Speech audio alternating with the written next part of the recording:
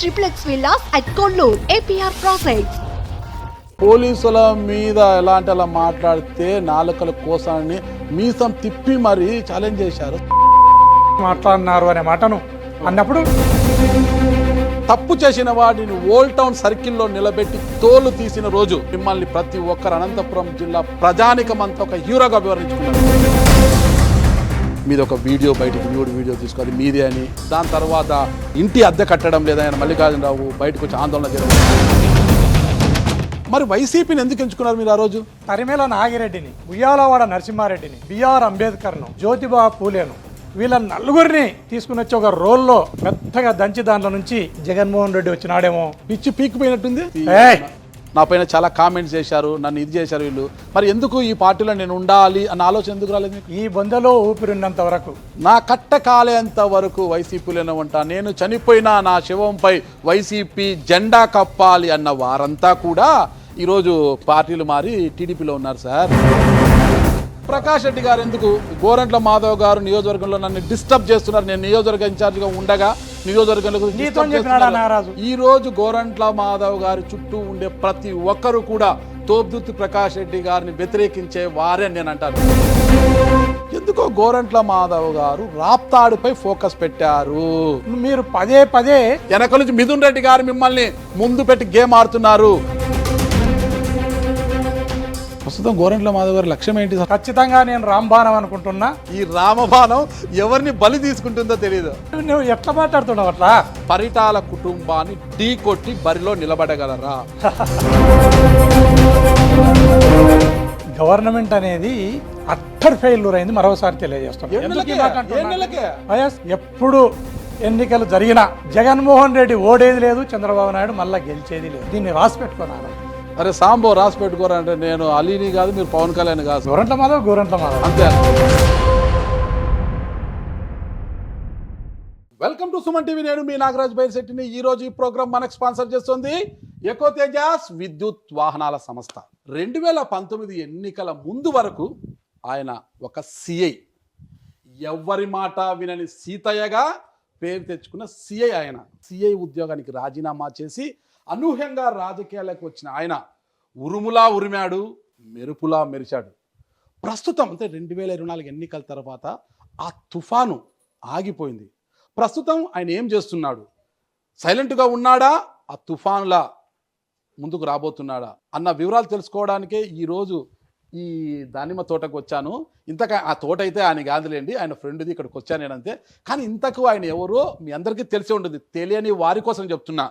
అదేనండి, అనంతపురం జిల్లాలో అప్పుడు ఎవ్వరి మాట వినని సీతయ్యగా పేరు తెచ్చుకున్న మాజీ సిఐ, హిందూపురం మాజీ పార్లమెంటు సభ్యులు, ప్రస్తుత వైఎస్ఆర్ కాంగ్రెస్ పార్టీ రాష్ట్ర అధికార ప్రతినిధి గోరంట్ల మాధవ్ గారు. ప్రస్తుతం ఆయన మనతో ఉన్నారు. ఆయన అడిగి వివరాలు తీసుకుంటాం. నమస్తే సార్. నమస్తే అండి నారాజు గారు. బాగున్నారు కదా సార్? స్టార్టింగ్ లోనే ఆ గొంతు సార్ కంచుకట్టం. నమస్తే అండి అనడంలోనే మా గూతాలు దడ పుట్టేటట్టుంది అనమాట. నమస్కారానికి ప్రతి నమస్కారం చేసిన కరెక్ట్ సార్. అంటే ఆ వాయిస్ సార్, ఆ వాయిస్ లో ఆ బేస్ అనమాట, ఆ బేస్ అలా ఉందన్నమాట. ఎదుటి వ్యక్తికి దడ పుట్టి కాదు నేను న్యాచురల్ గా మాట్లాడేదే. Okay sir. వెరీ న్యాచురల్ గా మాట్లాడేదే ఈ పీచులో ఉంటుంది. దాన్ని నేనేం కొత్తగా తెచ్చిపెట్టుకు మాట్లాడేది ఏముండదు. 2019 ఎన్నికల వరకు మీరు పోలీస్ డిపార్ట్మెంట్లో ఉన్నారు సార్. అప్పుడు సిఐ, ఆ హంగు ఇదంతా వేరే ఉంటుంది, ఆర్భాటం అంతా కూడా. 19 తర్వాత ఖద్దరికి వచ్చారు, కాకి నుంచి ఖద్దరికి వచ్చారు. ఈరోజు వచ్చిన ఇంకా అది పోలీసు షూ ఉన్నట్లుంది కదా సార్, అది ఇప్పటికీ ఆ షూ వేస్తుంటారా? అవశేషాలు ఎక్కడో చోట కొంత మిగిలి ఉంటుంది. అవునా? బాడీ లాంగ్వేజ్ లోనో, మాట తీరులోనో, రకరకాల ఎక్కడో చోట ఎస్ ఇతను పలానా ఆర్గనైజేషన్ నుంచి వచ్చిన వ్యక్తిలాగా ఉన్నాడు అనిపించవచ్చు. Okay, natural. మిమ్మల్ని ఎవరు చూసినా అదే అనుకుంటారు. మీ పర్సనాలిటీ కూడా అదే ఉంది. ఖద్దరు వేసినా కూడా పోలీస్ పర్సనాలిటీ మెయింటైన్ చేస్తున్నారు మీరు ఇంకా కూడా. ఓకే సార్, ఇంకా మనం రాజకీయాల్లో వెళ్లే ముందు ఒక్కసారి గోరంట్ల మాధవ్ గారి యొక్క కుటుంబ నేపథ్యం గురించి నాకు తెలుసుకోవాలన్నది. మీ తల్లిదండ్రుల పేర్లు, వాళ్ళకి ఎంతమంది సంతానం, మీరు ఏం చేసేవారు అసలు? కర్నూలు జిల్లా పసుపల రుద్రవరం అని కర్నూలు మండలంలో ఒక చిన్న పల్లె. మాధవస్వామి, రాములమ్మ తల్లిదండ్రుల పేర్లు. ఇద్దరు అన్నదమ్ములము, ఇద్దరు నాకు సిస్టర్స్. ఒక ఆమెను కర్నూలు దగ్గర పెద్దటేకూరు అనే విలేజ్కి, నాకంటే పెద్ద ఆమెను నాగమ్మ అని ఆమెను ఆటికి ఇవ్వడం జరిగింది. రెండో సిస్టర్ వచ్చేసి నాకంటే చిన్నది చిట్టమ్మ అని కల్గొట్ల, కర్నూలు జిల్లాలోని కల్గొట్ల అనే గ్రామానికి ఇస్తే వాళ్ళు వచ్చి కర్నూలులో ఉన్నారు. నాకు ఒక తమ్ముడు, అతను ఎలక్షన్ల ముందర చనిపోవడం జరిగింది. అతనికి 2 పిల్లలు. ఎలా చనిపోయారు సార్? హెల్త్ కొంత ఇబ్బంది అయ్యి చనిపోవడం జరిగింది. మీ స్టడీస్ అంతా ఎక్కడ జరిగాయి sir? Kurnool STBC college degree, కోల్స్ కాలేజీలో ఇంటర్మీడియట్, నన్నూరు అనే విలేజ్లో 6th క్లాసు. ఇప్పుడు టోల్ గేట్ ఉంది నన్నూరు. అక్కడ 6th క్లాస్ చదువుకున్న. ఊరు నుంచి నడిచి వచ్చేటోని. రుద్రవరం నుంచి ఎన్ని కిలోమీటర్లు? 4-5 కిలోమీటర్లు ఉంటుంది. అంటే అప్ అండ్ డౌన్ 8 కిలోమీటర్లు అవుతుంది. ఎస్. నడుచుకొని పోయారు. ఆ తర్వాత నడవడం దూరం అవుతుంది అని చెప్పి మా నాయన నన్నూరు నుంచి వెల్దుర్తి పోయే రోడ్లో లొద్దిపల్ల అనే ఊరు ఉంటుంది, అక్కడ తీసుకుని పోయి 7th, 8th, 9th, 10th లొద్దిపల్లిలో చదవడం జరిగింది. హాస్టల్లో ఉన్నాను అక్కడ, బీసీ హాస్టల్లో. తర్వాత 1వ క్లాస్ నుంచి 5th క్లాస్ వరకు ఊర్లోనే. ఓకే. 10th రెగ్యులర్గానే పాస్ అయ్యారా? లేదు లేదు, ఒక సబ్జెక్ట్ అర్థమవుతుంది.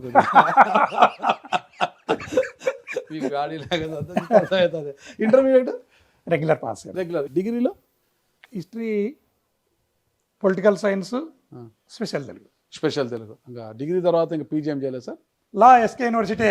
ఎస్కే యూనివర్సిటీ లా చేశారు మీరు? చట్టానికి 2 వైపులా పదనమాట. Okay okay. లా చేసిన తర్వాత ప్రాక్టీస్ లా చేసిన తర్వాత మళ్ళీ పీజీ తెలుగు అంటే జస్ట్ యూనివర్సిటీలో అకామిడేషన్ కోసం, అంటే రేపు కాంపిటేటివ్ ఎగ్జామ్స్ ప్రిపేర్ కావడానికి. ఆ రోజులు అందరూ అదే చేసేవాళ్ళు, ఇప్పుడు కూడా అదే చేస్తుంటారు అనమాట. హాస్టల్లో ఉండి కాంపిటేషన్ ఎగ్జామ్, గ్రూప్ 1 కావచ్చు, కాంపిటేషన్ ఎగ్జామ్ ప్రిపేర్ అవుతుంటారు అనమాట. అదొక పునరావాస కేంద్రం అనమాట. దానికోసము పీజీ తెలుగు చేరడం జరిగింది. అప్పుడే నోటిఫికేషన్ కూడా రావడం జరిగింది, ఎస్ఐ నోటిఫికేషన్. 96 బ్యాచ్లో ఎస్ఐ సెలెక్ట్ అయ్యి బయటకు రావడం జరిగింది యూనివర్సిటీ. నాకు తెలుసు సార్, మీరు సడన్ గా చూస్తే హైట్ తక్కువ కనిపిస్తారు సార్ అందరికి. 172 సెంటీమీటర్స్ ఉన్నారు సార్. ఏమైనా మెయింటైన్ చేశారు అప్పట్లోనే అనిపిస్తుంది? ఏం లేదు కదా సార్?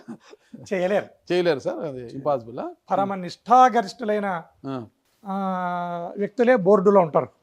ఈ రోజు కూడా ఎక్కడ కూడా పోలీస్ వ్యవస్థలో సెలెక్షన్ అనేది కలుషితం కాలేదు. ఈవెన్ కానిస్టేబుల్ సెలెక్షన్లు జరగని, ఎస్ఐ సెలెక్షన్లు జరగని, నాకు తెలిసినంత వరకు మెరిట్ విద్యార్థి ఒక 10 రూపాయల అప్లికేషన్తో ఎస్ఐ కాగలుగుతాడు, కానిస్టేబుల్ కాగలుగుతాడు. ఎవరు గవర్నమెంట్ ఉంటే వాళ్ళు కానిస్టేబుల్ ఎవడన్నా, ఈవెన్ నాకు తెలిసినంత వరకు మంత్రులు, ముఖ్యమంత్రులు కూడా వాళ్ళ కొడుకులను ఎమ్మెల్యేలను చేసుకోగలుగుతారే కానీ శాతగానాన్ని తెచ్చి ఎస్ఐని, కానిస్టేబుల్ని చేయలేరు. చేయలేరు. ఖచ్చితంగా మెరిట్ 100% పరమ నిష్ఠాగరిష్ఠులైన బోర్డులు ఉంటారు. సెలెక్షన్ ప్రాసెస్ అనేది చాలా ట్రాన్స్పరెంట్గా జరుగుతుంది. ఎక్కడ కూడా స్కోప్ ఇవ్వకుండా మెరిట్ విద్యార్థులు మాత్రమే, మెరిట్ ఉన్నోడు మాత్రమే, ప్రతిభావంతుడు మాత్రమే పోలీసు వ్యవస్థలోకి రాగలుగుతాడు. ఫస్ట్ పోస్టింగ్ ఎక్కడ చేశారు? జమ్మలమడుగు దగ్గర మైలవరం డ్యామ్. ఓకే. ఫ్యాక్షన్ ప్రాంతం అది. కొన్ని పల్లెలు, ఫ్యాక్షన్ పల్లెలు ఉన్నాయి. మైలవరం డ్యామ్లో 2 సంవత్సరాలు చేసిన.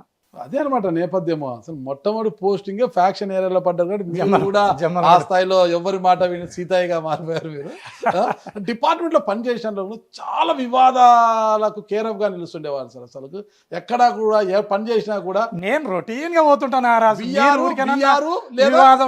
వివాదం అని మీరు పోలీసులో ఉన్నప్పుడు వివాదం అంటారు, ఎక్కడ పాలిటిక్స్ లేక వచ్చినాక వివాదం అంటారు, ఎక్కడ చూడు వివాదం అని మీరు అంటారు. కానీ నేను రొటీన్ గానే ఉంటాయి, ఏం తేడా ఉండదు. అంటే ఎందుకంటే నాకు మీరు అప్పుడప్పుడే పరిచయం. అనంతపురం కింద పోస్టింగ్ వచ్చారు. మా కజిన్ తిరుపతిలో ఎస్ఐ పేరెందుకు వచ్చేటప్పుడు అడిగాను.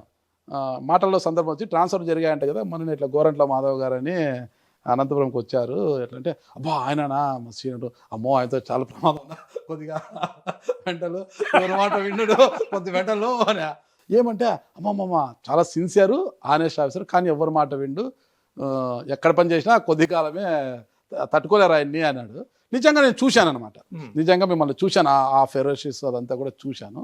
ఎందుకు డిపార్ట్మెంట్కి వచ్చింది అలా అనిపిస్తే? మీకు ముందు నుంచి అలా ఉండేవారు మీరు? అసలు నేను పుట్టి పెరిగిన వాతావరణం అనండి, లేదా నేను చదువుకున్న ఇన్స్టిట్యూషన్స్ అనండి, వీటినల్లా నేను సున్నంగా కొంతవరకు నిశ్చితంగా చూసుకుంటూ వస్తే పోలీస్ వ్యవస్థ అనేది గట్టిగా ఉంటే సగం సమస్యలు పోలీస్ చేతిలోనే సాల్వ్ అయిపోతాయి.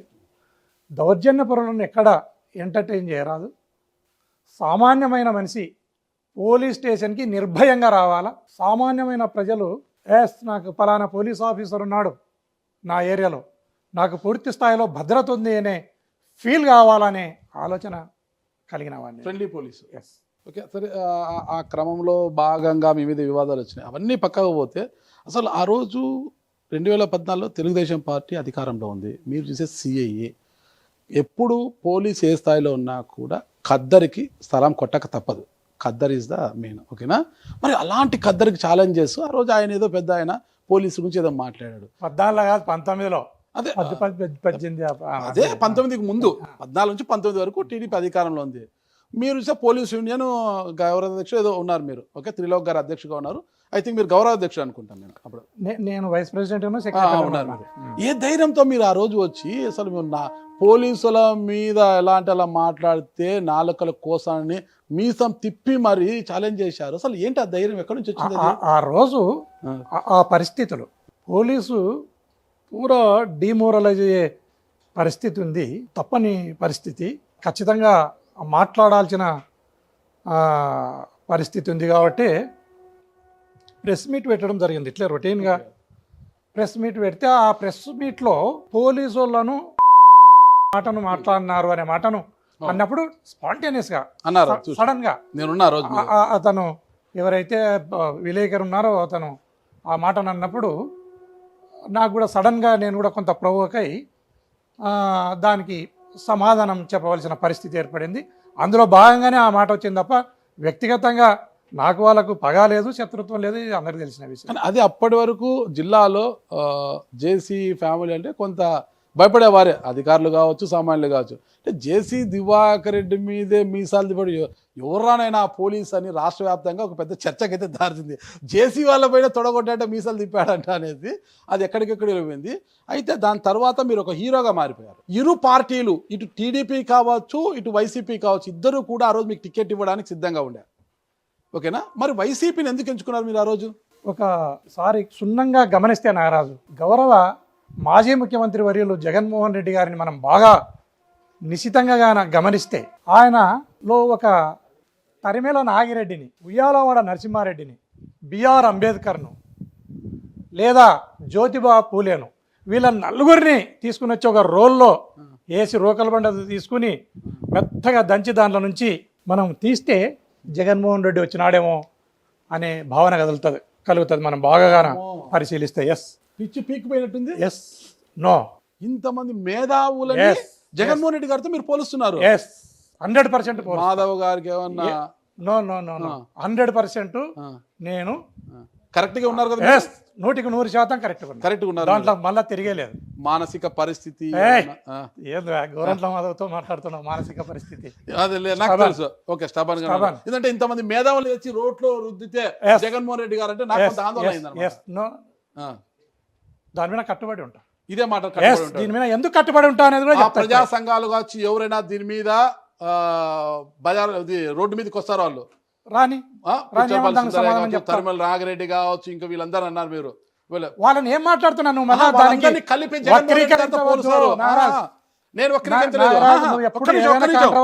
చూస్తుంటావు, దాన్ని వక్రీకరించవద్దు. నేనేం చెప్తున్నా, దాని అర్థం ఏంటి? బిఆర్ అంబేద్కర్ గారు కానీ, జ్యోతిబా పూలే గారిని, తరిమేల నాగిరెడ్డిని, ఉయ్యాలవాడ నరసింహారెడ్డి, వీళ్ళ ఆలోచనలు అన్ని కూడా జగన్మోహన్ రెడ్డి గారిలోనే కనపడతాయి అనే మాటను చెప్తున్నా. దాని మీద కట్టుబడి ఉంటాం. ఇది వక్రీకరించడం. నేనేమంటే మా నాయకులు అంటే మేము అభిమానించే అంబేద్కర్ గారి యొక్క ఆలోచనలు జగన్ గారి ఆలోచనలు 100% పూర్వానికి జగన్మోహన్ రెడ్డి గారు వారి కుటుంబం ఎప్పుడో దళితులను 50-60 ఏళ్ల నాడే స్వాగతించిన కుటుంబం దళితులను. బిఆర్ అంబేద్కర్ గారిని మనం ఎట్లా పోల్చామండి? తొలితరం స్వతంత్ర సమరయోధుడైన ఉయ్యాలవాడ నరసింహారెడ్డి గారితో ఎందుకు పోలిశారు?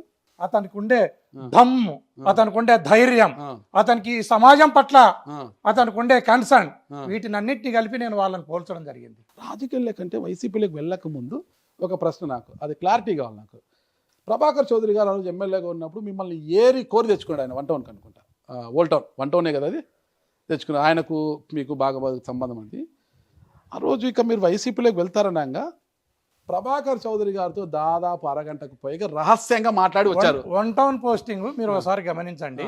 మంత్రిగా రఘువీరారెడ్డి గారు పవర్లో ఉన్నారు. కాంగ్రెస్ పార్టీ అధికారంలో ఉన్నప్పుడు నేను 1 టౌన్ పోలీస్ స్టేషన్కి రావటం జరిగింది. 1 టౌన్ పోలీస్ స్టేషన్కు నేను కాంగ్రెస్ పార్టీ అధికారంలో ఉన్నప్పుడు నేను 1 టౌన్ పోలీస్ స్టేషన్కి రావటం జరిగింది. 1 టౌన్ పోలీస్ స్టేషన్కి వచ్చిన తర్వాత అసెంబ్లీ ఎలక్షన్లు జరిగినాయి. అసెంబ్లీ ఎలక్షన్లు జరిగిన తర్వాత ప్రభాకర్ చౌదరి గారు ఎమ్మెల్యేగా ఎన్నిక కావటం జరిగింది. ఆయన ఎమ్మెల్యేగా ఎన్నికైన తర్వాత స్వయంగా మీరు ప్రభాకర్ చౌదరిని అడగండి, ఎన్నికైన తర్వాత మీరు న్యాయమైన ఎలక్షన్లను జరిపినారు, న్యాయమైన ఎలక్షన్లను జరపడంలో మీరు సహకరించినారు పోలీస్ ఆఫీసర్గా. మిమ్మల్ని అప్రిషియేట్ చేసి పోవడానికి రావటం జరిగిందని ఇంటికి రావటం జరిగింది. ఖచ్చితంగా అంతకు తప్పితే అతనికి నాకు ఎలాంటి వేరే రకమైన సంబంధ బాంధవ్యాలు లేవనేది నిక్కచ్చిగా మీకు ఖచ్చితంగా చెప్తున్నా. మీరు ఎలక్షన్ బాగా చేశారంటే మీ మీద మీ లాంటి హానెస్ట్ ఆఫీసర్ ఉంటే టౌన్లో లా అండ్ ఆర్డర్ బాగుంటుంది అని తెచ్చుకున్నారు. ఆయన తెచ్చినారు. కాంగ్రెస్ ప్రభుత్వంలో నేను అప్పటికే పోస్టింగ్ కాంగ్రెస్ ఉన్నారు. ఎలక్షన్ తర్వాత మార్చుకోవచ్చు కానీ ఆయన మార్చలేదు, మిమ్మల్ని అలాగే పెట్టారు. నేను అడిగేది ఏంటంటే వైసీపీలోకి వెళ్ళక ముందు ప్రభాకర్ చౌదరి గారి ఇంటికి వెళ్ళి అరగంట సేపు ఆయన ప్రత్యేక గదిలో రహస్య మంతనాలు చేసుకొని వచ్చారు అంటే మీ అభిప్రాయం ఆయనకు చెప్పారు, నేను వైసీపీలోకి వెళ్ళాలనుకుంటానంటే ప్రభాకర్ చౌదరి గారు 2 రోజులు వెయిట్ చెయ్యి, నేను మాట్లాడుతున్నాను పైన మిమ్మల్ని నిలువరించే ప్రయత్నం చేశారు అనేది అయితే అప్పుడు కొంత ప్రచారం జరిగింది. వాస్తవమా కదా? 100% అది దుష్ప్రచారం ఉండవచ్చు, లేదా ఏదైనా గాలి వార్తలు ఉండవచ్చు. నేను స్వబుద్ధితో నేను స్వయంగా నిర్ణయం తీసుకుని నేను జగన్మోహన్ రెడ్డి గారి పట్ల ఆకర్షితుడనై నేను వైఎస్ఆర్ కాంగ్రెస్ పార్టీలో పోయి ఎంపీగా పోటీ చేయడం జరిగింది తప్ప దీంట్లో ఎవరి ఇన్ఫ్లుయెన్స్ లేదనేది మీరు అందరు కూడా గమనించాలి. నారాజ్ పోలీస్ ఆఫీసర్గా ఉన్నప్పుడు చూశారు అందరూ కూడా మిమ్మల్ని, అమ్మ మీ స్టేషన్ పరిధిలోకి ఏదైనా కేసు వచ్చారు మీకు ఫోన్ చేయడానికి కూడా భయపడే వాళ్ళు. తప్పు చేసిన వాడు మీ స్టేషన్కి వస్తే వాడిని తాట తీస్తారు, చాలా భయపడేవారు, చాలా దూకుడుగా ఉండేవారు. అంటే ఖద్దరు వేసినాక కూడా ఆ ఇష్యూస్ కమభవన్లో కూడా కురబాల యొక్క ఫంక్షన్ జరిగితే లేదు హంగామా డిపార్ట్మెంట్లో ఉన్నా కూడా జరిగింది హంగామా, అది పెద్ద ఎత్తున అదంతా జరిగింది. ఎందుకు అంత దూకుడుగా? అసలు ఆ దూకుడు ఎందుకు? కాదు మహేష్ బాబు కూడా కాదు. నేను అనేది ఏమంటే అప్పుడు జరిగినప్పటికీ నేను ఇన్స్పెక్టర్గా ఉన్నా. కురువ సంఘం ఇది గర్జన జరిగింది, దానికి మాజీ ముఖ్యమంత్రి సిద్ధరామయ్య గారు కూడా రావటం జరిగింది. ఆ సభలోకి పోయినప్పుడు కొంత అంటే సభలోకి నేను పోవడం ఒక్కనే సింగిల్గానే జరిగింది. సభలోకి పోయినప్పుడు కొంత రసాభాస జరిగినది వాస్తవము, అది నేను దానికి ఎటువంటి కారణం కాదనేది కూడా మీరు గమనించాలి. సరే, ఇవన్నీ తర్వాత 2019లో మీకు టికెట్ వచ్చింది. అప్పుడు కదిరి సీఏగా ఉన్నారు నాకు తెలిసి. చివరి నిమిషం వరకు మీ రాజీనామా కూడా ఆమోదం పొందలేదు, అది ఆగమేకల వల్ల ఆమోదం చేసుకొని మీరు బీఫామ్ నామినేషన్ వేశారు. ఇప్పుడు సార్ ఎంపీ అయిన తర్వాత మీ ఆస్తులు ఎంత అయిందో నేను అడగట్లేదు సార్. ఎంపీ కాకముందు మీరు కామన్ సీఐగా ఉన్నప్పుడు మీ ఆస్తులు ఎంత సార్? ఆస్తులు అంటే నాకు ఊర్లో ఉండే రుద్రవరంలో ఉండే భూములే, అవి ఇద్దరికి అన్నదమ్ములకు పంచుకుంటే 30 ఎకరాల భూమి ఉంటుంది, 30-35 ఎకరాల భూమి ఉంటుంది. పెద్ద టేకూరులో ఆడ రుద్రవరంలో కలిపి ఇద్దరం అన్నదమ్ములం పంచుకోవాలి, దాన్ని అదే ఉమ్మడిగానే ఉంది. ఇద్దరం అన్నదమ్ములం పంచుకుంటే సగం ఆస్తి వస్తుంది. అంటే ఒక 50 కోట్లు వస్తుంది సార్ ఆస్తి. ఇప్పుడు ఆ రోడ్డు ఇప్పుడు అటువైపు రుద్రవరం పైన ఒక రోడ్డు పోతా ఉంది నారాజ్. ఆ రోడ్డు పోతే ఏమైనా ఆస్తులకు విలువ వస్తే నువ్వు చెప్పినట్ల కొంత విలువ వస్తుంది, లేదంటే ఇంకా వ్యవసాయానికి పనికొచ్చే ఈ రోజుకి ధర లేదు. అది అంటే 2019లో మీకు వస్తాయి అంటే ప్రభుత్వం నెల ఇచ్చే జీతంతో బ్రతికే కుటుంబం మీది, మీకు ఒక ఫ్యామిలీ ఉంది. అంటే 2019 ఎన్నికలకు ముందు చంద్రబాబు నాయుడు గారు అందరికి పసుపు కుంకుమ ఇచ్చారు, మహిళలందరికీ కూడా చాలా చేసామని చెప్తున్నారు. ఎటు అనేది ఇంకా అటు ఇటు పాలిపోలే, అంటే జగన్మోహన్ రెడ్డి పాదయాత్ర చేసింది అటా ఇటా అని జరుగుతుంది. అసలు ఏ ధైర్యంతో మీరు ఉన్న సిఐ ఉద్యోగానికి రాజీనామా చేసి ఎంపీగా నామినేషన్ వేసేశారు? అసలుకి ఒకవేళ బొమ్మ ఇటు తిరుగుబడి ఉంటే ఏంటి పరిస్థితి, మీ ఫ్యామిలీ పరిస్థితి ఏంటి అసలు? ఏమైతుంది, ఇంకా నేను అన్నిటికీ సిద్ధపడే వచ్చింటా కదా. సిద్ధపడచ్చు, మీ ఫ్యామిలీ కూడా ప్రిపేర్ చేసింటా కదా. ఫ్యామిలీ కూడా ప్రిపేర్ చేస్తా. ఆ రోజుకు తల్లిదండ్రులు ఉన్నారు, నా తమ్ముడు ఉన్నాడు, రాజకీయాలకి ఎంటర్ అయ్యేటప్పటికి సిస్టర్స్ ఉన్నారు, భార్య పిల్లలు ఉన్నారు. అందరికీ తెలిపిన తర్వాతనే రావటం జరిగింది కదా, అందరినీ ప్రిపేర్ చేసే రావటం జరిగింది. దీంట్లో ఉండే కష్టాన్ని నష్టాన్ని అన్నిటిని ఎదుర్కోవడానికి సిద్ధపడే రాజకీయాల్లోకి రావటం జరిగింది. నారాజ్ కాకి డ్రాసులో ఉన్నప్పుడు మీ ఆలోచనలు అవన్నీ వేరే ఉంటాయి, రాజకీయాలకు వస్తే ఎత్తులకు పై ఎత్తులు, మీ వెనకాల గోతులు తీసేవాళ్ళు, ఇవన్నీ తెలుసుకోవాలా? ఇవన్నీ తెలియకుండానే మీరు రాజకీయాలకు వచ్చేసారేమో అనిపిస్తుంది. ఎట్లా, ఎందుకు మాట అనుకుంటాం అంటే తప్పు చేసిన వాడిని ఓల్డ్ టౌన్ సర్కిల్లో నిలబెట్టి తోలు తీసిన రోజు గోరంట్ల మాధవ్ గారు తప్పు చేసిన రౌడీ షీటర్ అనేవాడు ఎవడైతే తప్పు చేసి ప్రజల్ని భయభ్రాంతులకు గురి చేస్తున్నాడో అలాంటి వారిని ఓల్డ్ టౌన్ సర్కిల్లో ఒక సీఏగా మీరు వారిని తోలు తీసిన రోజు మిమ్మల్ని ప్రతి ఒక్కరు అనంతపురం జిల్లా ప్రజానికమంతా ఒక హీరోగా వివరించుకున్నారు. మగవాడయా సీఏ, ఎవరికి బెదరలేదయా అంటే అప్పుడు మీ మీద పొలిటికల్ ప్రెజర్ వచ్చింది, వదిలిపెట్టమని అయినా వినలేదు, తప్పు చేసిన పనిష్ చేయాల్సిందని తోలు తీశారు. చాలా అందరూ కూడా ఆనందించారు. ఫ్యామిలీస్ ఉన్నారు, అందరికీ కూడా మీది ఒక వీడియో బయటికి న్యూడ్ వీడియో తీసుకో, అది మీదే అని, అది దాంట్లో ఎంత దుమారమైంది, ఫ్యామిలీ ఎంత సఫర్ అవుతుందని అందరికీ తెలుసు, ఒక ఫ్యామిలీ. దాని తర్వాత ఇంటి అద్దె కట్టడం లేదని మల్లికార్జునరావు బయటకు వచ్చి ఆందోళన చేయడం, మా ఇంటి అద్దె దౌర్జన్యంగా ఉంటున్నాడు అనే విషయంలో అవుతుంది. ఇలాంటివన్నీ కప్పిపుచ్చేసి ఓకే అధిష్టానం దృష్టికి పోయింది, అధిష్టానము మీ మీద ఏం చర్యలు తీసుకోలేదు, చెప్పి పంపించినట్టుగానే ఉంది. మరి ఇవన్నీ తెలుసుకోలేదు మీరు? రాజకీయాల్లోకి వెళ్తే ఇలాంటివన్నీ ఉంటాయి, మన క్యారెక్టర్ అసెషన్ చేస్తారు. పోలీసుగా ఉన్నప్పుడు మిమ్మల్ని ఎవరు టచ్ చేయలేరు, మహా అయితే విఆర్ లేదా సస్పెన్షన్. ఎక్కడ పోయినా పోలీసే, ఇక్కడ అది లేదు, క్యారెక్టర్ మీద పడుతుంది, ఎన్నో అవమానాలు. వీటికి ఏం సమాధానం చెప్తారు మీరు? నా ఫీలింగ్, నా కాన్ఫిడెన్స్, నేను ఎప్పుడూ హీరోనే. సమాధానం చెప్పడానికి కానీ, మీరు ప్రశ్నలు అడగడానికి కానీ, ఇది ప్రజలు వినడానికి కానీ సహేతుకమైన ప్రశ్నలను నువ్వు అడగటం లేదు అని నేను భావిస్తున్నాను. పాడిన పాటనే పాడాకురా పాసిపల్ల దాసరి అన్నట్లు నువ్వు పాడిన పాటనే ఆ వీడియో వీడియో వీడియో అని చెప్పి నువ్వే కాదు ఎవరైనా ఈ వీడియో అది ఫేక్ అనేది తేలిపోయింది. ఫేక్ అనేది తేల్చడమే కాకుండా దాని మీద నేను ఆల్రెడీ ప్రెస్లో మాట్లాడడం జరిగింది. అది యావత్తు ప్రపంచంలో చూసిన విషయమే, తెలిసిన విషయమే నారాజు. దానిని మీరు పదే పదే మాట్లాడి దాన్ని మళ్ళా ప్రజల్లో నమ్మించడానికి ప్రయత్నం చేస్తున్నారేమో అనిపిస్తుంది నాకు. మీరు అయిపోయింది కదా సార్, ఎవరు సార్? నేను ఇక్కడ ఆ వీడియో మీద ఎలా అనేది నేను అడగలేదు. ఇక్కడ రాజకీయంగా వచ్చినప్పుడు వెనకల గోతులు తవ్వే వాళ్ళు ఉంటారు, మిమ్మల్ని బదనాం చేయడానికి ఒక వీడియో చెప్పండి, సృష్టించారా లేదా ఏంటి, ఇవన్నీ తెలుసుకోవాలి కదా రాజకీయాల్లోకి వచ్చే ముందు ఇలా చేస్తారనేది నేను అడిగాను. నేను ఏ రకంగా ప్రశ్నను తీసుకుని వస్తున్నావు, ఏ రకంగా సమాధానాన్ని తీసుకోవాలనే భావన నీకుందో నాకు అర్థమవుతా ఉంది. నాకు అర్థం కాక కాదు నారాజు, నేను అనేది అది ఒక ముగిసిన అధ్యాయం. దాని మీద ఆల్రెడీ నేను ప్రెస్ మీట్ పెట్టినాను, దానిపైన ఆల్రెడీ మాట్లాడినాను, దానిపైన ఆల్రెడీ పోలీస్ వ్యవస్థ కూడా మాట్లాడడం జరిగింది, అందరు మాట్లాడి జరిగి అది ఒక ముగిసిపోయిన అధ్యాయాన్ని మళ్ళీ నువ్వు తెర మీదకి తెచ్చి లేని ఆలోచనను, నువ్వు అడగకూడని ప్రశ్నను, నేను చెప్పకూడని సమాధానాన్ని, ఇది ప్రజలు వినడానికి ఇంకా ఇదే పంచాయతీ ఎవరడినా ఇదే అడుగుతుంటారు అనే భావనను ప్రజల్లో కూడా తీసుకొస్తున్నారు మీరు.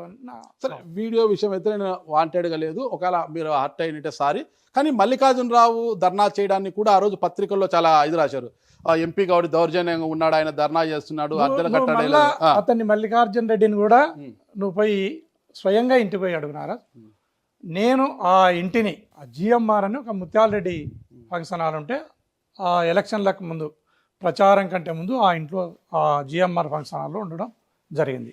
అక్కడి నుండే నేను ప్రచారం చేయడం జరిగింది. అక్కడనే నేను భార్య పిల్లలతో కూడా అక్కడనే ఉండడం జరిగింది. అప్పుడు నాకు ఇల్లు లేని పరిస్థితుల్లో మల్లికార్జున రెడ్డి ఇల్లును పిలిచి ఇవ్వడం జరిగింది.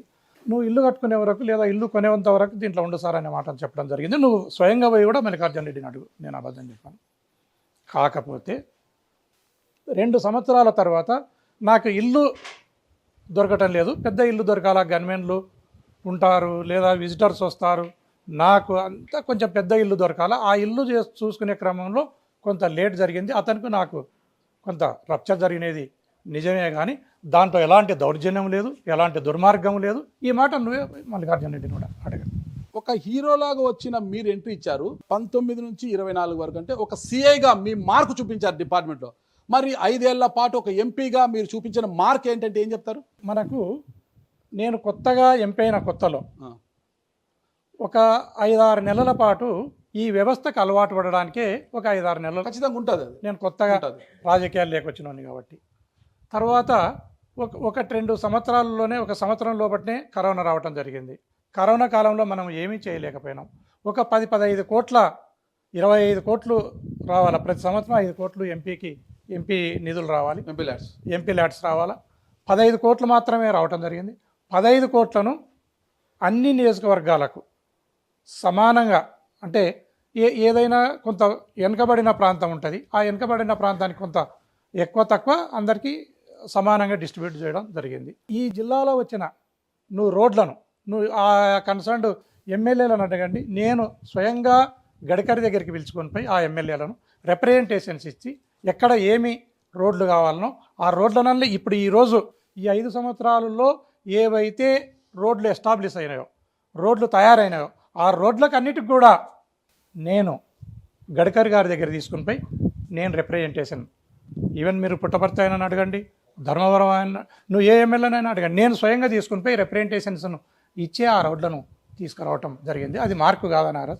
ఓకే, అంటే ఒక ఎంపీగా మీరు చేసిన మార్కే నేను ఒప్పుకుంటా ఈ విషయంలో. ఎందుకంటే ఎవరైనా ఒక స్థాయికి వచ్చిన వెంటనే కన్నా తల్లిదండ్రులను చూసే పరిస్థితి లేదు, ఇంకా ఊరినేం గుర్తుపెట్టుకుంటారనే పరిస్థితి. కానీ మీరు అనంతపురం జిల్లాకు వచ్చి ఉద్యోగం చేసి ఇక్కడే ఎంపీ అయిన తర్వాత మీ స్వగ్రామాన్ని గుర్తుపెట్టుకొని, స్వగ్రామానికి సరైన రోడ్డు లేకపోవడంతో కర్నూలులో మాట్లాడి అక్కడ ఒక తార్ రోడ్డు కూడా వేయించారు. అది నేను చూసాను. అక్కడ వెళ్ళినప్పుడు నేను వేరే ఇంటర్వ్యూ కోసం వెళ్ళినప్పుడు రోడ్డు బాగుందబ్బా అంటే అక్కడ వాళ్ళు చెప్పారట, అక్కడ మీ అనంతపురం ఎంపీ మాకు అదే హిందూపురం ఎంపీ గోరంట్ల మాధవ్ గారు వేయించారు. ఆయన ఎందుకు వేయించాడు, ఆయనకి ఏం సంబంధం ఏంటి, వాళ్ళ ఊరు ఇక్కడే కాదు సార్, ఆయన అదే పనికి వేయించాడు సార్, ఆయన పుణ్యం అంటూ మాకు అంత హ్యాపీగా ఉంది సార్ అన్నారట. ఎందుకు అసలుకి మీ ఊరికి రోడ్డు వేయించాలని ఆలోచన ఎందుకు వచ్చింది అక్కడ? నేను పుట్టి పెరిగిన ఊరు, ఉన్న ఊరు, కన్న తల్లి, ఇవి రెండు సమానము అనే భావన ఉన్నవాడిని. ఖచ్చితంగా నేను పుట్టిన గ్రామానికి ఏదో ఒకటి చేయాలన్న ఉద్దేశంతో నేను ఆ కన్సర్న్డ్ ఆఫీసర్స్ను అడగడం కానీ లేదా ఆ కన్సర్న్డ్ ఎంపీలను అడిగి ఆ రోడ్డును వేయించడం జరిగింది. అయితే 2024 వచ్చేసరికి మిమ్మల్ని కాదని బళ్ళారికి చెందిన అసలు ఈ నియోజకవర్గానికి కావచ్చు ఈ జిల్లాకే పరిచయం లేని బళ్ళారి మాజీ మంత్రి శ్రీరాములు చెల్లెల్ని అక్కనో చెల్లెలు ఆమెను తీసుకొచ్చి ఇక్కడ అకామిడేట్ చేశారు. కారణం ఏంటి అసలు? మీకు టికెట్ ఇవ్వకపోవడానికి బలమైన కారణం ఏంటి? మిమ్మల్ని కాదన్న తర్వాత మీకన్నా బలవంతులు ఇవ్వాలి. అంటే గోరంట్ల మాధవ్ గారి గ్రాఫ్ తగ్గింది, ఓకేనా, చాలా ఇబ్బందికర పరిస్థితుల్లో ఉన్నాడు, ఈయనైతే మనం గెలవలేము, మనం గెలుపు గుర్రానికి టికెట్ మీకన్నా బలవంతులకి ఇవ్వాలి. చూసి అసలు జిల్లాకే పరిచయం లేదు, ఒకవేళ ఆమె అంటే నాది గుంతకల్లు అత్తగారి ఇల్లు కాబట్టి నాకు జిల్లాతో పరిచయం ఉందంటే ఇస్తే అనంతపురం ఇవ్వాలి, హిందూపురం ఇవ్వడము అనేది ఏంటి అసలు? మీకు టికెట్ కాదని ఆమెకు ఎందుకు ఇచ్చారంటారు? గౌరవ మాజీ ముఖ్యమంత్రి వైఎస్ జగన్మోహన్ రెడ్డి గారు ఎవరిని ఎప్పుడు ఎక్కడ ఏ విధంగా ఉపయోగించాలి అన్న రాజకీయ పరిజ్ఞానం కలిగిన వారు. ఆ రోజు పరిస్థితులలో ఆయనకు వచ్చిన ఆలోచన, ఆయనకు వచ్చిన సామాజిక సమీకరణలు అనకండి రకరకాల ఈక్వేషన్స్లో ఆమెను ఇక్కడికి తెచ్చినారు అని నేను భావిస్తున్నాను. అప్పుడు ఉండే పరిస్థితుల్లో 2024లో సామాజిక సమీకరణలో భాగంగానే శాంతమ్మను జగన్మోహన్ రెడ్డి గారు ఇక్కడికి తెచ్చినారు అనే ఉద్దేశం నాది. ఖచ్చితంగా ఆ రోజు ఉన్న పరిస్థితుల్లో ఆమెను తేవటం అనేది అధినాయకుడు నిర్ణయం చేయడం జరిగింది. ఆ నిర్ణయాన్ని నేను శిరోధార్యంగా భావించినాను.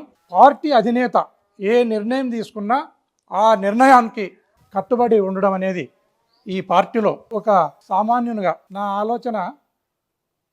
ఖచ్చితంగా అది ఆ రోజుకు సహేతుకమే అని నా భావన. మీది గొప్ప మనదే. ఇప్పుడు పదవులు ఆశించి పదవులు రాకపోతే వెంటనే పార్టీ కండువాలు మార్చేస్తున్నారు. గెలిచిన తర్వాత కూడా పార్టీ అధికారం లేకపోతే కండువాలు మార్చేస్తున్నారు. అసలు ఏం భవిష్యత్తు, ఇంకా నాకు టికెట్ ఇవ్వలేదు, నన్ను భవిష్యత్తులో బాగా చూసుకుంటారా లేదా, నా పైన చాలా కామెంట్స్ చేశారు, నన్ను ఇది చేశారు వీళ్ళు, మరి ఎందుకు ఈ పార్టీలో నేను ఉండాలి అన్న ఆలోచన ఎందుకు రాలేదు మీకు? ఏ భవిష్యత్తు కోసం ఉన్నారు? నేను ఈ పార్టీ ఓడినా గెలిచినా, నాకు టికెట్ వచ్చినా రాకపోయినా, ఈ బొందలో ఊపిరిన్నంత వరకు నేను జగన్మోహన్ రెడ్డి గారి పక్షాన నిలబడతా. ఈ పార్టీ అధికారంలోకి రావడానికి నా సర్వశక్తులను నొడ్డుతా. జగన్మోహన్ రెడ్డి గారిని ముఖ్యమంత్రిగా చేసుకోవడానికి నా సర్వశక్తులను ఎప్పుడైనా ఒడ్డుతాని ఈ సందర్భంగా తెలియజేస్తున్నాను. నా కట్ట కాలేంత వరకు వైసీపీలోనే ఉంటా, నేను చనిపోయినా నా శవంపై వైసీపీ జెండా కప్పాలి అన్న వారంతా కూడా ఈరోజు పార్టీలు మారి టీడీపీలో ఉన్నారు సార్. దీనికి గోరంట్ల మాధవ్ గారు అతిథులేం కాదు, దీనికి ఇంత గట్టిగా చెప్తున్నారు. ఈడ రికార్డ్ అవుతా అంది, బాగా ఆలోచించుకొని చెప్పండి. కట్టె కాలేంత వరకు అంటున్నారు, బొందులో ప్రాణం ఉన్నంత వరకు అంటున్నారు. ఇది మళ్ళీ రికార్డ్ అవుతుంది, మళ్ళీ నేనే దీన్ని బయట తీయాలి. మీరు ఎప్పుడైనా రేపు పొద్దున మళ్ళీ వేరే కండువ మారిస్తే దీన్ని మళ్ళీ నేనే బయట తీయాల్సి వస్తుంది. ఆలోచించుకోండి, రికార్డ్ అయ్యే ముందు కెమెరా ముందు ఆలోచించుకోని మాట్లాడి రాజకీయాల్లో ఉన్నారు మీరు. నువ్వు ఇప్పుడు పైన వాళ్ళని చెప్పినావు, ఇది వైఎస్ఆర్ కాంగ్రెస్ పార్టీ అనేది సావులేని ఒక జీవనది లాంటిది. మా అధినాయకుడు ఎండకు ఎండని, వానకు తడుసని, చలికి వనకని, లేదా ఏదైనా తుఫాన్ వస్తే కూడా కొట్టుకుని పోని నికార్సైన కొండారెడ్డి బుర్జులాగా నిటారుగా నిలవన్న వ్యక్తి జగన్మోహన్ రెడ్డి గారు. అనేక మంది లీడర్లు రావచ్చు పోవచ్చు. నేను మళ్ళీ ఒకసారి కూడా చెప్తున్నా, ఈ పార్టీ వైఎస్ఆర్ కాంగ్రెస్ పార్టీ అనేది సావులేని జీవనది లాంటిది. దీనికి ఎటువంటి పరిస్థితుల్లో ఇది శత్రు దుర్భేద్యమైన పార్టీ. దీన్ని ఎవ్వరూ ఏం చేయలేదు నారాజ్. ఇది ఖచ్చితంగా ఎప్పుడు ఎన్నికలు జరిగినా, ఎప్పుడు ఎన్నికలు వచ్చినా, ఈ రోజు నుంచి 2029 లోపల ఎప్పుడు ఎలక్షన్లు వచ్చినా జగన్మోహన్ రెడ్డి ఓడేది లేదు, చంద్రబాబు నాయుడు మళ్ళీ గెలిచేది లేదు. ఇది కరాఖండిగా చెప్తాను. మేము పార్టీ రాత్రి ఎక్కడ పడుకున్నారు మీరు? రాత్రి ఎక్కడ పడుకున్నారు? ఇంట్లో పడుకున్నా. ఇంట్లోనా? అంటే బాగా కళలు వస్తాయి మీకు? ఏం కలలేదు. ఏం రావా కళలు అంతా? ఆయన ఆంజనేయ స్తోత్రం ఏదన్నా చదువుకొని పడుకుంటారు? మామూలుగానే ఉంటారు. మామూలుగా కళలో ఏమన్నా కలవరిస్తుంటే మేడం ఏమన్నా లేపారేమన్నా? నేనే ఆంజనేయుడు ఉన్నట్ట. నన్ను తలుచుకుంటేనే చాలా మందికి భయం పోతుంది. ఇంకా నాకేం మీరే ఆంజనేయుడు, మిమ్మల్ని తలుచుకుంటేనే భయం పోతుంది. అదే పక్కా. ఓకే. నేను పార్టీని మీరు అన్నారు సావు లేని జీవనది. నేను పార్టీని ఏమి అనలే, నేనేం అనలే. నువ్వు వాళ్ళు పోయి వీళ్ళు పోయి బెదిరిస్తలేవా? నేను బెదిరించలే. వాళ్ళు పోయిన వీళ్ళు పోయినారు అంటున్నా. వాళ్ళు పోయినారు వీళ్ళు పోయినారు ఏం నమ్ముకొని ఉంటున్నావు అంటే అన్నావు. గోరంట్ల మాధవ్ గారికి 2024లో టికెట్ రాలేదు. మళ్ళా కూడా 2029కి కూడా గోరంట్ల మాధవ్ గారికి తూచ్ నువ్వు లేదు, నీకు టికెట్ లేదు, నువ్వు అలా పక్కనుండు పెడితే పార్టీ ఓడినా గెలిచినా గోరంట్ల మాధవ్ టికెట్ వచ్చినా రాకపోయినా గోరంట్ల మాధవ్ బొందెలో ఊపిరినంత వరకు ఈ పార్టీలోనే ఉంటాడు. ఈ పార్టీ శ్రేయస్సు కోసం ఆర్నిసలు కష్టపడతాడని డబల్ రికార్డ్ చేయండి అమ్మా. ఇది పనికి వస్తుంది మనకు. డబల్ రికార్డ్ చేయండి. ఇట్లా రాజకీయ నాయకులు చాలా చూసాం మనము. బాగా రికార్డ్ చేయండి అమ్మా. ఇది మళ్ళీ బయట దిద్దాం దీన్ని. ఓకేనా? ఓకే సరే, బాగానే సార్. అసలు చాలా దూకుడుగా మాట పార్లమెంట్లో అనుకుంటా రఘురామకృష్ణరాజు గారి మీద ఏదో కొద్దిగా ముందుకు పోయారు, దూకుడు పోయారు. ఎక్కడ పోయినా మీ దూకుడు అంతేనా? లేదు. ఆ రోజు ఏంటంటే ఈ పార్టీ నుంచి ఎన్నికై ఆ రోజు ఆయన అసభ్యంగా మాట్లాడడం జరిగినప్పుడు కోపం వచ్చి కొంత వాగ్వివాదం జరిగినది వాస్తవమే నారాజ్. అదేం దూకుడుగా నేను భావిస్తలేను. అధినాయకుడిని మాట్లాడినప్పుడు నేను కొంత రెస్పాండ్ అయినది నిజమే. నేను జవాబుదారి కాబట్టి నేను పైకి ఎక్కేసారు ఒకటి సార్ అంతా. అది కాదు. అది పార్లమెంటులో ఎవరో కొంత నేరస్తులు పార్లమెంటులోకి వచ్చినప్పుడు అది పోలీస్ అది మీకు అప్పుడు కూడా మంచి ప్రశంసలు కూడా వచ్చాయి. ఎక్కడున్నా పోలీస్ అనేసి మన పోలీసు. ఏం సార్ ఆ రోజు ఎపిసోడ్ ఏం సార్ అది? ఏం లే, నేను ఆ రోజు 0 ఓవర్లో నేను మాట్లాడేది ఉంది. మాట్లాడి అయిపోయిన తర్వాత ముందు కూర్చుని ఉన్నాను. వెనక నుంచి ఒకడు దూకడం జరిగింది, ఇంకోటి దూకడానికి ప్రయత్నం చేస్తున్నాడు. గ్యాలరీలోంచి దూకారు. ఆ క్రమంలో ఇట్లా వెనక్కి తిరిగి చూస్తే వాడు స్పీకర్ వైపు వాడు పరిగెత్తుకుని వస్తున్నాడు. వాడిని పట్టుకోవడానికి ఇవ్వడం జరిగింది. వాడు తప్పించుకుంటే ఇంకో ఎంపీ వాళ్ళని కన్ఫైన్ చేయడం జరిగింది. కన్ఫైన్ చేసిన అందరు నేను కూడా పోయి 4 ఏట్లు కొట్టి సెక్యూరిటీ పట్టడం జరిగింది. చూసే కరెంటు తీగలాగా ఉంటారు సార్ మీరు. కానీ ముట్టుకుంటే కదా తెలుస్తుంది పవర్ ఉన్నట్టుగా. చాలా పవర్ ఉంటుంది సార్ మీకు. చూసే కరెంటు తీగలాగా ఎలా మెయింటైన్ చేస్తున్నారు ఈ బాడీని? నేను అంటే పోలీసులకి రాకముందు నుంచి కూడా రెగ్యులర్గా శారీరక వ్యాయామం చేస్తున్నారు. తర్వాత కొంత ఆహారం పట్ల కూడా మితాహారము కొంత జాగ్రత్త తీసుకుంటాను. టానిక్ అది తీసుకురా, దగ్గు మందు ఏం లేదు అట్లా. గుర్రపు స్వారీ ఎప్పుడు సార్ చిన్నప్పుడు నేర్చుకున్నారా? మధ్య నేర్చుకున్నారే. నాకు కొంత వైరల్ అంతా ఎస్ఐ ఉన్నప్పుడు కూడా గుర్రాన్ని, ఎస్ఐ ఉన్నప్పుడు గుర్రాన్ని అసలు ఏ భరోసాతో ఈరోజు వైఎస్ఆర్ కాంగ్రెస్ పార్టీ వాళ్ళు అసలు నేలను పడిపోయారు. 11 స్థానాలతో ఏం చేయలేదు, దిక్కుతోచని పరిస్థితుల్లో ఉన్న వైఎస్ఆర్ కాంగ్రెస్ పార్టీ ఏ ధైర్యంతో గోరంట్ల మాధవ్ గారికి రాష్ట్ర అధికార ప్రతినిధి పార్టీ కట్టబెట్టింది? అధికారంలో లేని అధికార ప్రతినిధి. మీ విజ్ఞతకే వదిలేస్తా. అధికారంలో లేని చాలామంది పార్టీ 2024లో ఓడిపోవటం జరిగింది. మనం 11 సీట్లకే పరిమితం కావడం జరిగింది. మాజీ ఎంపీలకు, మాజీ ఎమ్మెల్యేలను, మాజీ మంత్రులను వారికి ఎవరి స్థాయికి తగినట్ల వాళ్లకు పార్టీ పదవులను ఇచ్చి పార్టీని బలోపేతం చేసే దిశగా, క్యాడర్ని బలోపేతం చేసే దిశగా పార్టీ నిర్ణయాలు తీసుకోవడం జరిగింది. అందులో భాగంగానే నాకు కూడా అధికార ప్రతినిధి అనేది ఇవ్వటం జరిగిందని నేను భావిస్తున్నాను. దీంట్లో ఆశ్చర్యపోనక్కర్లేదు, లేదా అసూయపడాల్సిన అక్కరా లేదు. ఇది రొటీన్గా పార్టీని బలోపేతం చేసే దిశగా అధినాయకత్వం తీసుకునే నిర్ణయంగానే నేను భావిస్తాను. ఇంతమంది ఉన్న గోరంట్ల మాధవ్ గారిని నచ్చి ఇవ్వడానికి జగన్మోహన్ రెడ్డి గారికి మీ మీద ఉన్న అంత నమ్మకం ఏంటి? అది అపారమైన నమ్మకం ఏంటి? అసలు చాలామంది ఉన్నారు కదా మాట్లాడేవాళ్ళు, మీకెందుకు ఇచ్చారు? అంటే నాకు ఒక్కనికి రాష్ట్రంలో నేను ఒక్కరిని కాదు కదా అధికార ప్రతినిధి అయిన వాళ్ళు ఇంకా కొంతమంది ఉంటారు. కానీ జిల్లాలో మీకు ఎందుకు అంత ప్రయారిటీ ఇచ్చారు ఏంటి అసలుకి? ఇంకా నువ్వు 24 గంటలు జనంలో తిరిగేతోని నారా ఈ జిల్లాలో ఉమ్మడి జిల్లాలో నీకు ప్రతి ప్రాంతము ప్రతి మనిషితో సంబంధ బాంధవ్యాలు ఉన్నాయి, ప్రతి రాజకీయ నాయకునితో సంబంధ బాంధవ్యాలు ఉన్నాయి. నువ్వే అంచనాకు వచ్చి చెప్పాలా ఏంటికి ఇచ్చినారు అనేది. అంతే అంటే కనుక్కుంటలేదు సార్ వాళ్ళది. సార్ ఒకటే సార్, మీరు ఎంపీ కదా, ఎందుకు మీకు ఎమ్మెల్యే అంటే భలే ఇష్టం అంటే? అసలు ఎమ్మెల్యే కావాలని కోరిక ఎందుకు? ఎవరన్నారు? అంటే మీరు ఎంపీగా ఉన్నప్పుడే 2024 ఎన్నికలకు ముందు మీ సొంత కర్నూలు జిల్లా, ఉమ్మడి కర్నూలు జిల్లా పత్తికొండలో ప్లాట్ఫామ్ క్లియర్ చేసుకుంటూ బేస్ చేసుకుంటూ వచ్చారు. తరచూ పత్తికొండకు వెళ్ళడము, ఆడ మీటింగ్ పెట్టుకోవడం, వాళ్ళతో మాట్లాడము, కొంత ఏదో చేస్తున్నారనేసి కంగాటి శ్రీదేవి గారు పార్టీ అధిష్టానానికి కూడా ఫిర్యాదు చేశారు. ఒక డిస్టర్బ్ చేస్తున్నాడు ఆయన, ఎక్కడో అనంతపురం జిల్లా నుంచి వచ్చి ఇక్కడ వచ్చి డిస్టర్బ్ చేస్తున్నాడు, నెక్స్ట్ ఎమ్మెల్యే కావాలనుకుంటున్నారు. అప్పటికే శ్రీదేవి గారిని తప్పించి ఎస్వి మోహన్ రెడ్డి గారికి, అలాంటి ఆయన వారే విజయ్ మనోహరి గారిగా, కాకపోతే ఎస్వి మోహన్ రెడ్డి ఎస్వి సుబ్బారెడ్డి గారి కుమార్తె, ఎస్వి మోహన్ రెడ్డి గారు సోదరు ఉన్నారు శోభనారెడ్డి గారు, ఆమె టికెట్ తర్జన భర్జనది. మళ్ళీ మూడవ కృష్ణుడు అన్నట్టుగా గోరంట్ల మాధవ్ గారు వస్తున్నారనేది పెద్ద కాంట్రవర్సీ నడిచింది. అప్పుడు ఎందుకు ఈయన ఎంపీగా ఉండడం వల్ల ఎంపీ టికెట్ ఇస్తారు, ఎమ్మెల్యేకి ఎందుకు పోవాలనుకుంటున్నాడు ఆయన? అంటే సామాజిక వర్గ సమీకరణలో భాగంగా మంత్రి అవుతానని ఒక ఆశ, ఆలోచన, దూర ఆలోచన అని అనుమానం వచ్చింది అన్నమాట అందరికి.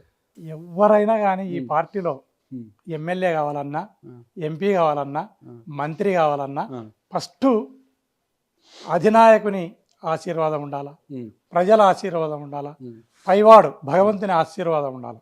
ఈ ముగ్గురు ఆశీర్వాదం లేకుండా ఏ ఒక్కరు కూడా ఎమ్మెల్యే కాలేరు, ఎంపీ కాలేరు, మంత్రి కాలేరు. అది నీకు తెలిసినదే, నాకు తెలిసినదే. సహజంగా రాజకీయాల్లో ఉన్నవాడు ఎమ్మెల్యే కావాలనుకోవటము, ఎంపీ కావాలనుకోవడము, ఎమ్మెల్సీ కావాలనుకోవడము, రాజ్యసభ కావాలనుకోవడము, మంత్రివర్గం పోవాలనుకోవటము సర్వసాధారణమైన క్వైట్ న్యాచురల్. అది అందులో నేను కూడా అతీతులను కాదు.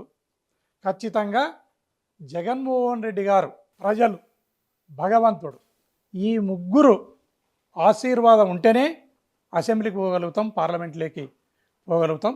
ఈ ముగ్గురులో ఏ ఒక్కరు కూడా మనకు ఆశీర్వాదం లేదంటే, ఈ ముగ్గురులో భగవంతుని కానీ, అధినాయకునిది కానీ, ప్రజలది కానీ ఆశీర్వాదం లేదు అన్నప్పుడు మనం అసెంబ్లీ మొగం చూడలేం, పార్లమెంటు మొగం చూడలేం. ఆశ అనేది అందరికి ఉంటుంది, అవకాశం అనేది కొందరికి వస్తుంది అనేది నేను ఇస్తున్నాను. నాకు స్ట్రైట్గా ఆన్సర్ చెప్పలేదు. మీరు పత్తికొండ, కర్నూలు జిల్లా పత్తికొండలో ప్లాట్ఫామ్ రెడీ చేసుకున్నారా లేదా? ఆ రోజుల్లో నారాజు ఎట్లయితది? ప్రజలు నిర్ణయించాలా? పత్తికొండకు వెళ్ళేవారు, పత్తికొండ నాకు బంధుత్వం ఉంది. కర్నూలు జిల్లాలో దండిగా బంధుత్వం ఉన్నోని, కులం ఉన్నోని, పెళ్లికో పేరంటానికో ఏదో తేరు తిరునాళ్ళకు పిలిచినప్పుడు పోతా. ఇంకా దాన్ని ఆ ప్రాంతపు లీడర్లు కంప్లైంట్ చేసినారో లేదా ఇంకా రకరకాల వార్తలు పుట్టించినారు అంటే దానికి నేనేం బాధ్యుణ్ణి? మీరైతే ప్రయత్నం చేయలే? నేను 100% పక్క అంతరాత్మ సాక్షిగా. సరే సార్, ఇప్పుడు ఇంత గట్టిగా చెప్తున్నారు కదా మీరు, బొందులో ప్రాణం ఉన్నంత వరకు అనేది నేను నమ్ముతున్నా. సరే, అంత నమ్మకం జగన్మోహన్ రెడ్డి గారిని నమ్మకుండా ఆయనతో పాటు జైలు జీవితం కూడా అనుభవించిన మోపిదేవి వెంకటరమణ గారు, ఓకేనా, తన రాజ్యసభ సభ్యత్వానికి కూడా రాజీనామా చేసి, పార్టీ ప్రాథమిక సభ్యత్వానికి రాజీనామా చేసి జగన్మోహన్ రెడ్డి గారిని విడిచి దూరం వెళ్ళిపోయారు ఆయన. ఇంకా మిగతా వాళ్ళంతా ఎమ్మెల్సీలు, ఎమ్మెల్యేల గురించి మనం పక్కన పెట్టేద్దాం, చాలామంది వెళ్ళిపోయారు ఇటు నుంచి అటు. మొన్నటువంటి రవిచంద్రారెడ్డి గారు అసలు జగన్మోహన్ రెడ్డి గారి మీద ఈగ వాలితే నేను గొడ్డలు తీసుకొచ్చి నరుకుతాననేంత స్థాయిలో ఉండే రవిచంద్రారెడ్డి గారు, ఆయన కూడా మన పోతూ పెద్ద గుండ్రా వేసిపోయినాడు పార్టీ మీద. ఇంకా అట్లా చిన్న వాళ్ళని మనం పక్కన పెట్టేస్తే, కొంతమంది నాయకులు పట్టేస్తే, బాలినేని శ్రీనివాసరెడ్డి గారు స్వయానా బంధువు జగన్మోహన్ రెడ్డి గారికి, ఓకేనా, వైవి సుబ్బారెడ్డి గారు ఆయన బామర్దులు. వైవి సుబ్బారెడ్డి గారు మీకు తెలుసు, జగన్మోహన్ రెడ్డి చిన్నాన. ఈయనని పక్కన పెడితే పార్టీలో నంబర్ 2గా వైఎస్ఆర్ కాంగ్రెస్ పార్టీ ఆవిర్భవించిన తర్వాత జగన్మోహన్ రెడ్డి గారి తర్వాత జగన్మోహన్ రెడ్డి కేసుల్లో కూడా ఆయన A1 అయితే A2 అనేది ఉంది అందరికీ కూడా. ఈరోజు నిన్న తాజాగా విజయసాయి రెడ్డి గారు కూడా రాజ్యసభ సభ్యత్వానికి రాజీనామా, పార్టీ ప్రాథమిక సభ్యత్వం రాజీనామా దూరం. ఇంతమంది పోతుంటే గోరంట్ల మాధవ్ గారు మాత్రం వైఎస్ఆర్ కాంగ్రెస్ పార్టీని ఎందుకు జపం చేస్తున్నారు? ఈ ప్రశ్నల అన్నిటికి కూడా మొదట వేసిన ప్రశ్నలోనే నేను సమాధానం చెప్పడం జరిగింది మీకు. జగన్మోహన్ రెడ్డి గారు కాంగ్రెస్ పార్టీలో ఎంపీగా ఉండి రాజీనామా చేసి రాష్ట్రంలోకి వచ్చి ఇట్లా 175 నియోజకవర్గాల్లో చూసినప్పుడు ఎక్కడ ఏ ఒక్క లీడర్ కూడా ఆయనకు కనపడలే. ఆ రోజు కూడా ఆయన నిరాశ చెందలే, నిస్పృహకు గురిగాలే. ప్రజల నుంచి లీడర్లను తయారు చేసుకున్నాడు.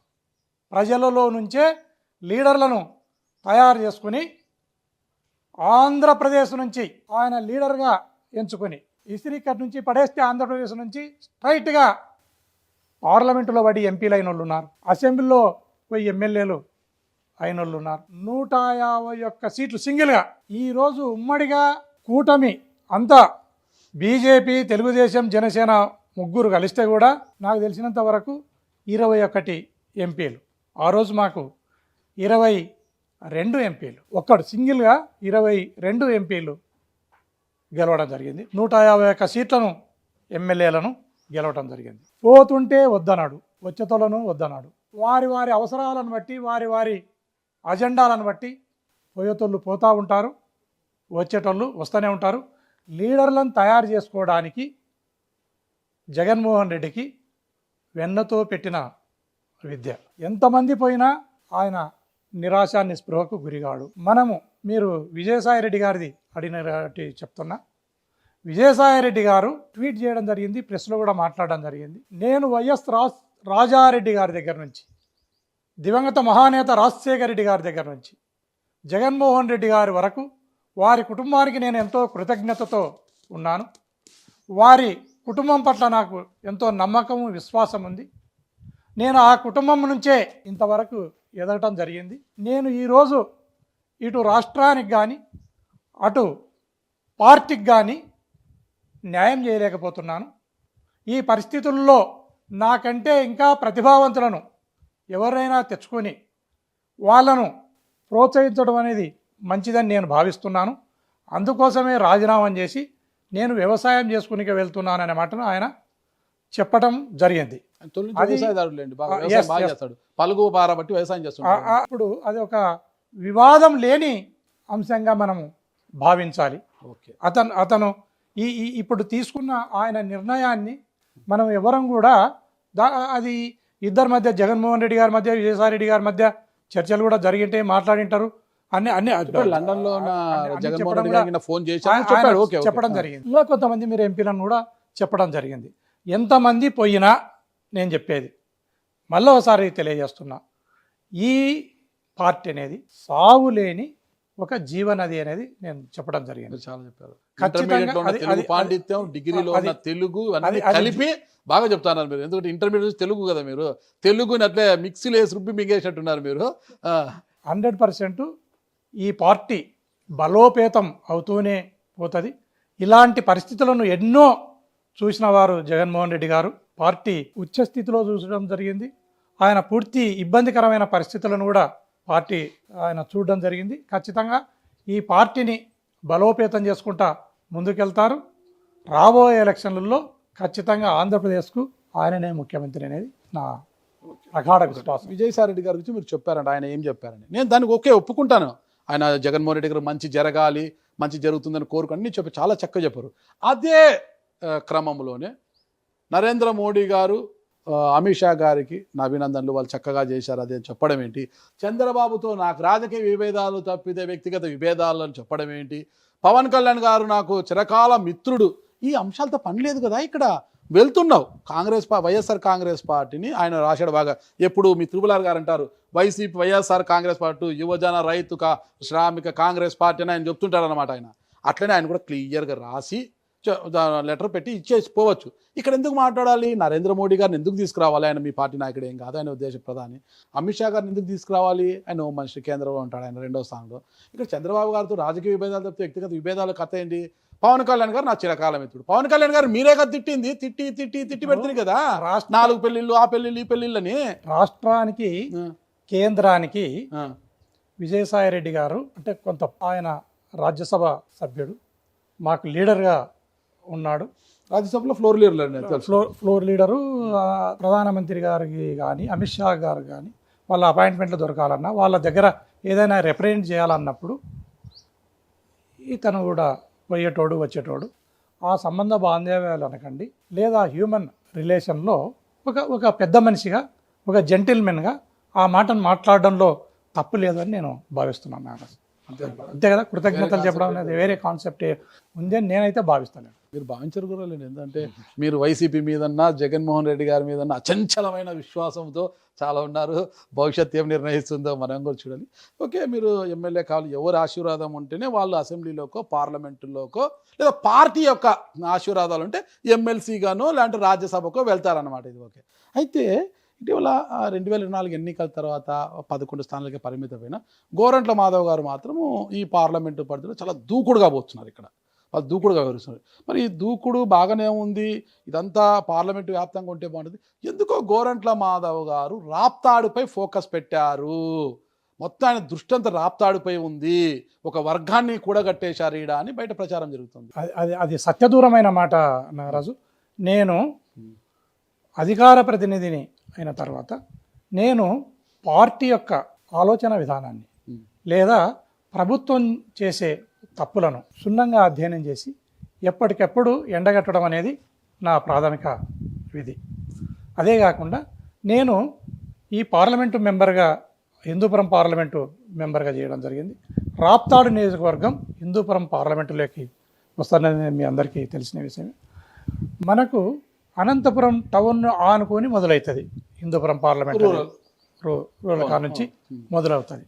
ఇక్కడి నుంచి మొదలు కావటం అనుకో, లేదా దగ్గర మండలాలు కూడా దగ్గర ఉండటం అనుకో, కొంత వేరే నియోజకవర్గాల కంటే ఈ నియోజకవర్గాలతో ప్రజలతో కొంత సంబంధ బాంధవ్యాలు మెరుగ్గా ఉన్నది వాస్తవం.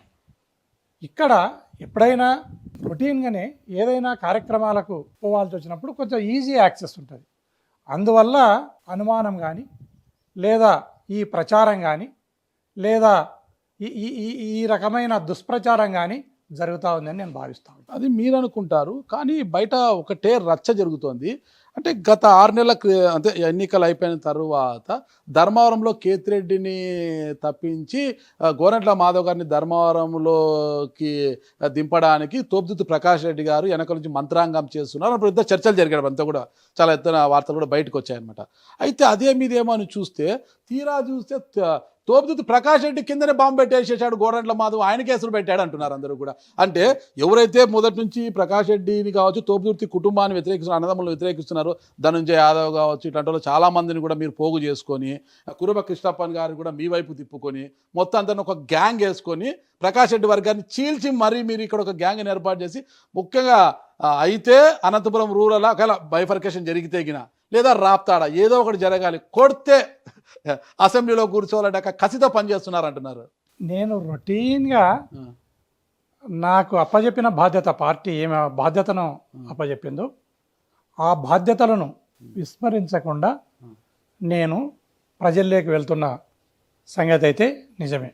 ఇప్పుడు మీరు రాప్తాడు అంటున్నారు.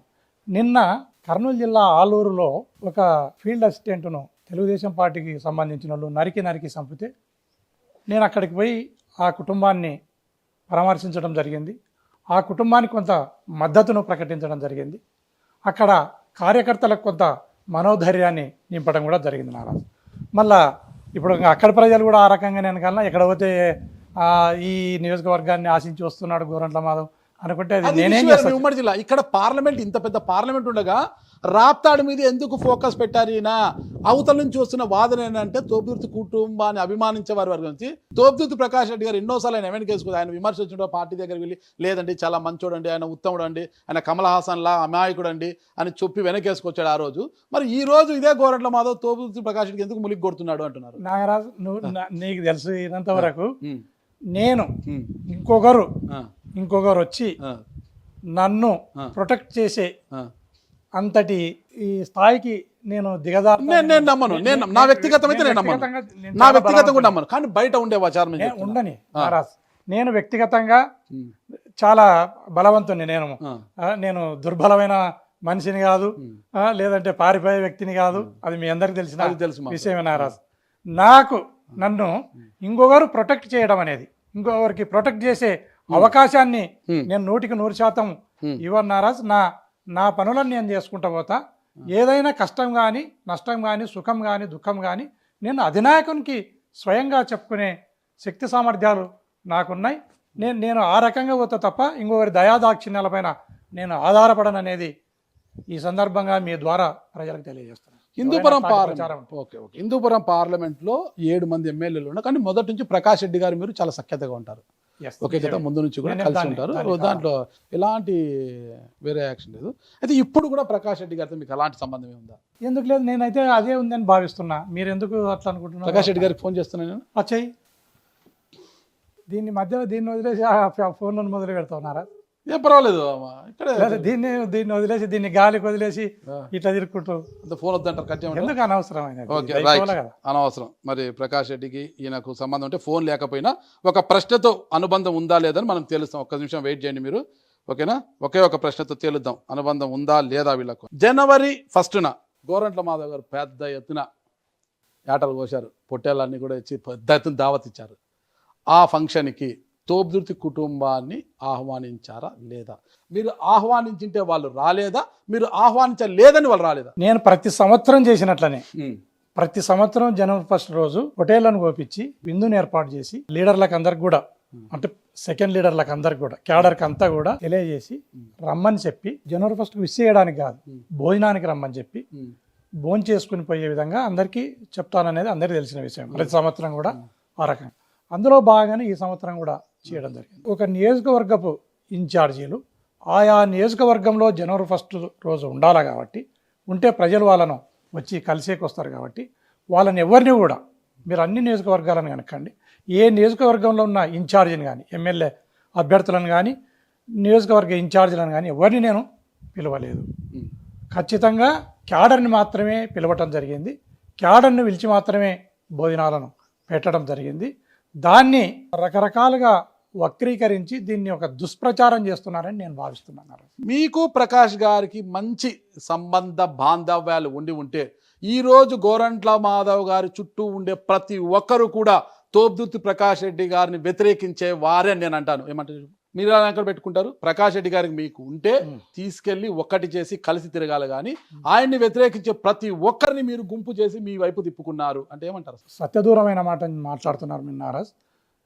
నా దగ్గరికి వచ్చేవాళ్ళు రాప్తాడు నియోజకవర్గం ఒకరే కాదు, ఈవెన్ అనంతపురం జిల్లా ఏదైతే ఉందో రాయదుర్గం నుంచి కానీ, కళ్యాణదుర్గం నుంచి కానీ, ఉరువకొండ నుంచి కానీ, రకరకాల పుట్టపర్తి నుంచి కానీ, పెనుగొండ నుంచి కానీ రకరకాల మనుషులు నాకున్న పరిచయాలతో అనుకో, నాకున్న రాజకీయ సంబంధ బాంధవ్యాలతో అనుకోండి, లేక రకరకాల సంబంధ బాంధవ్యాలతో ఏదైతే నేను హ్యూమన్ రిలేషన్ని మెయింటైన్ చేస్తున్నానో వారంతా కూడా రావటం జరుగుతూ ఉంది తప్ప ఓన్లీ ఆయన వ్యతిరేక వర్గీయులే నా దగ్గరికి వస్తున్నారు అనే మాట అది దుష్ప్రచారంగా నేను భావిస్తున్నాను. మీరు కూడా భావించాలని సందర్భంగా నేను భావించాను. ప్రజలు ఇప్పుడు ధనంజయ యాదవ్ కావచ్చు, కురుబ కృష్ణప్ప గారు కూడా ఆయనకు టికెట్ గలంతు కావడానికి కారణం తోబుదుర్తి ప్రకాష్ రెడ్డి అని ఆయన చాలా బాధపడ్డారు. అప్పట్లో పెద్ద వివాదాలు కూడా జరిగినాయి. ధనంజయ యాదవ్ గారు ముందు నుంచి కూడా ఆయన వ్యతిరేకిస్తున్నారు. ఇంకా స్టేట్ మార్క్ఫెడ్ చైర్మన్ పదవి కూడా చేశాను, ఒక నాకు పేరు గుర్తులేదు. వీళ్ళందరూ కూడా ఈరోజు మీ వెంట ఉన్నారు. ప్రకాష్ రెడ్డి గారికి మీకు గ్యాప్ ఉంటేనే ఆ వర్గం మీ దగ్గరకు వస్తుంది. అట్లా ఎందుకు అనుకుంటారు? ప్రకాష్ రెడ్డికి పార్టీ మీ దగ్గరకు ఎందుకు వస్తారు? అట్లా ఎందుకు మళ్ళీ ప్రకాష్ రెడ్డి దగ్గరికి పోలే కదా. ఎందుకు అనుకుంటారు మీరు? ప్రకాష్ రెడ్డి గారి ఓటానికి పూర్తిగా రాప్తా నియోజకవర్గంలో రెడ్డి సామాజిక వర్గానికి చెందిన ప్రతి ఒక్కరు పూర్తి స్థాయి వ్యతిరేకంగా చేశారు ఆయనకు. అంటే రెడ్లలో విపరీతమైన వ్యతిరేకత వచ్చింది ప్రకాష్ రెడ్డి గారికి. ఆ వ్యతిరేకతే ఆయన ఓటమికి బలమైన కారణమని అందరూ అంటున్నారు. ఓకేనా? అయితే ఎవరైతే ఆయనను పూర్తి స్థాయిలో వ్యతిరేకిస్తున్న రెడ్డి సామాజిక వర్గం అంతా కూడా ఈరోజు గోరంట్ల మాధవ్ గారి కాంపౌండ్లోకి చేరారు అంటున్నారు. మరి మీరు చేర్చుకున్నారా, లేదంటే వారే మీ దగ్గరకు వచ్చారా? మీరు అడుగుతున్న ప్రశ్న నేను సహేతుకం అనిపిస్తలేదు నాకు. ఒకవేళ మీ ప్రశ్న సహేతుకమని మీరు భావిస్తే మీ ప్రశ్నకు నా సమాధానం ఏంటంటే, వైఎస్ఆర్ కాంగ్రెస్ పార్టీ బలోపేతానికి, వైఎస్ఆర్ పార్టీ అధినేత జగన్మోహన్ రెడ్డి గారిని ముఖ్యమంత్రిని చేసుకోవడానికి రాష్ట్రంలో ఉన్న అన్ని కులాలతో పాటు రెడ్లు కూడా నడుం బిగించినారు అనడంలో ఎలాంటి సందేహం లేదు. అందులో భాగంగానే రెడ్లంతా కూడా ఒక ఐకమత్యమై ఏదైతే అసాంఘిక శక్తులు వాళ్ళపైన దాడులు చేస్తున్నాయో, పోలీస్ స్టేషన్లలో వాళ్ళ మీద తప్పుడు కేసులు పెట్టి అక్రమ అరెస్టులను చేసి వాళ్ళను రాసి రంపాన పెడతా ఉంది తెలుగుదేశం పార్టీ. రెడ్డి సామాజిక వర్గం అనేదాన్ని టార్గెట్ చేసింది తెలుగుదేశం ప్రభుత్వం. అందుకోసం రెడ్డి సామాజిక వర్గంలో కూడా ఒక ఐకమత్యం, ఒక సంఘటితం కావాలి, లేకపోతే మనల్ని ఈ ప్రభుత్వం కానీ ఈ పార్టీ కానీ బతకనియదు అన్న అభిప్రాయానికి రెడ్డి కులస్తులల్లా కూడా రావటం జరిగింది. అందులో భాగంగానే ఏదో కొంత ఆలోచనను పంచుకోవడానికి కానీ వారి సాధక బాధకాలను వారి ఇబ్బందులను డిస్కషన్ చేయడానికి అన్ని కులాలతో పాటు రెడ్లు కూడా నా దగ్గరికి వచ్చిన మాట వాస్తవమే, కానీ ఎవరికి వారు వ్యతిరేకం కాదు అన్నది మీరు ఈ సందర్భంగా గమనించాలని నా మనవి. మీరు మాజీ ఎంపీ, రాష్ట్ర అధికార ప్రతినిధి ప్రకాష్ రెడ్డి గారు ఇన్ఛార్జ్గా ఉన్నారు కదా, ఆయన దగ్గరికి వెళ్లకుండా వాళ్ళ ఆలోచనలు కావచ్చు ఏదైనా విషయాన్ని షేర్ చేసుకోవడానికి మీ దగ్గరికి ఎందుకు వస్తున్నారు? మీ తలుపు ఎందుకు తడుతున్నారు? ఇంకొకటి, మాధవన్న నువ్వు టికెట్ తెచ్చుకో, ఎంత ఖర్చు అయినా సరే కోట్లు కుమ్మరిచ్చానని నీ గెలిపించుకుంటామని రెడ్లంతా మీకు మద్దతు పలుకుతున్నారంట, మీరు కూడా రైట్ రైట్ అంటున్నారంట. కోట్లు ఖర్చు పెట్టాల్సిన ఆవశ్యకత కానీ అవసరం కానీ వైఎస్ఆర్ కాంగ్రెస్ పార్టీకి లేదు. జనబలం ఉన్న పార్టీ వైఎస్ఆర్ కాంగ్రెస్ పార్టీ. మీరు ఇక్కడ గమనించాల్సినది, డబ్బులు ఖర్చు పెడితేనే ఈ పార్టీ గెలుస్తుంది అన్న భావన ఉంటే ఆ భావన మీరు పక్కకు పెట్టాలి. ఖచ్చితంగా ప్రజలు అందరూ కూడా వైఎస్ఆర్ కాంగ్రెస్ పార్టీ వైపు చూస్తున్నారు. ఎవ్వరు ఎలాంటి ప్రతిఫలాపేక్ష లేకుండా జనం జగన్మోహన్ రెడ్డి గారిని ముఖ్యమంత్రిని చేసుకోవడానికి సిద్ధపడి ఉన్నారు. మిగతా అంశాలు మీరు ఏదైతే చర్చిస్తున్నారో అవి చర్చకు అర్హత లేని అంశాలను మీరు మాట్లాడుతున్నారని నేను భావిస్తున్నాను. ప్రకాష్ రెడ్డి గారికి మీకు గ్యాప్ వస్తుందంటే మీరు లేదంటున్నారు కదా, ఒకటే ప్రశ్నతో అడుగుతాను నేను, స్ట్రైట్గా సమాధానం చెప్పండి. ప్రకాష్ రెడ్డిని వ్యతిరేకించే కార్యకర్తలంతా వారి స్వలాభం కోసం మిమ్మల్ని రెచ్చగొడుతున్నారు, మిమ్మల్ని ముందు పెడుతున్నారు, అందుకే మీరు ప్రకాష్ రెడ్డితో దూరం కావాల్సి వస్తుంది అన్న ప్రశ్నకు మీ సమాధానం ఏంటి? కార్యకర్తలు అనేతోళ్ళు కానీ క్యాడర్ అనేతోళ్ళు కానీ ఎటువంటి స్వార్థం లేకుండా నిస్వార్థంగా ఈ పార్టీని బలోపేతం చేయాలి. ఈ పార్టీ అనేది మాకు జగన్మోహన్ రెడ్డి గారు అధికారంలో ఉన్నప్పుడు ఎన్నో సంక్షేమ పథకాలను ఇచ్చి సబ్బండ జాతులను, బీసీ, ఎస్సీ, ఎస్టీ, మైనార్టీలనే కాదు అగ్ర కులాలను కూడా, అన్ని అగ్ర కులాలలో అర్హులు ఉన్న ప్రతి ఒక్కరిని కూడా ఆదుకున్న ప్రభుత్వం ఏదైనా ఉందా అంటే అది వైఎస్ జగన్మోహన్ రెడ్డి గారి ప్రభుత్వము. ఖచ్చితంగా మనమంతా ఏకమై జగన్మోహన్ రెడ్డి గారిని ముఖ్యమంత్రిని చేసుకోవాలి, వైఎస్ఆర్ కాంగ్రెస్ పార్టీని అధికారంలోకి తీసుకుని రావాలి అన్న అభిమతం ప్రజల్లో ఉంది. ఇక్కడ ఇతర వ్యక్తుల యొక్క పేరును ప్రస్తావించడం కూడా అప్రస్తుతం అనేది ఈ సందర్భంగా తెలియజేస్తున్నారు. మీరు ప్రకాష్ రెడ్డి గారు ఈ రోజుకి కూడా నాకైతే ఎలాంటి 100% నాకు ఎలాంటి అతనితో భేదాభిప్రాయం లేవు. అతనికి నాకు శత్రుత్వం లేదు, భేదాభిప్రాయాలు లేవు, ఎటువంటి రాజకీయ విభేదాలు కూడా లేవనేది. ప్రకాష్ రెడ్డి గారు ఎందుకు గోరంట్ల మాధవ్ గారు నియోజకవర్గంలో నన్ను డిస్టర్బ్ చేస్తున్నారు? నేను నియోజకవర్గ ఇన్ఛార్జ్ గా ఉండగా నియోజకవర్గంలో నీతో చెప్పినాడా నారాజు? ఎవరు నీతో చెప్పినాడా? ఒక జర్నలిస్ట్ సోర్స్ ఉంటుంది, నీతో చెప్పడం సార్ మీరు డిపార్ట్మెంట్ నుంచి వచ్చారు. ఓకే, ఒకటి విషయం తెలిసిన సోర్స్ చెప్పమంటలేను, నువ్వే పర్సనల్ గా చెప్పు. నీతోని ఎన్నడైనా నువ్వు అందరితో సంబంధాలు ఉండేవి కదా, నీతోని ఏమైనా గోరంట్ల మాధవ్ నా నియోజకవర్గాన్ని డిస్టర్బ్ చేస్తున్నాడు అనే మాట చెప్పడం జరిగిందా?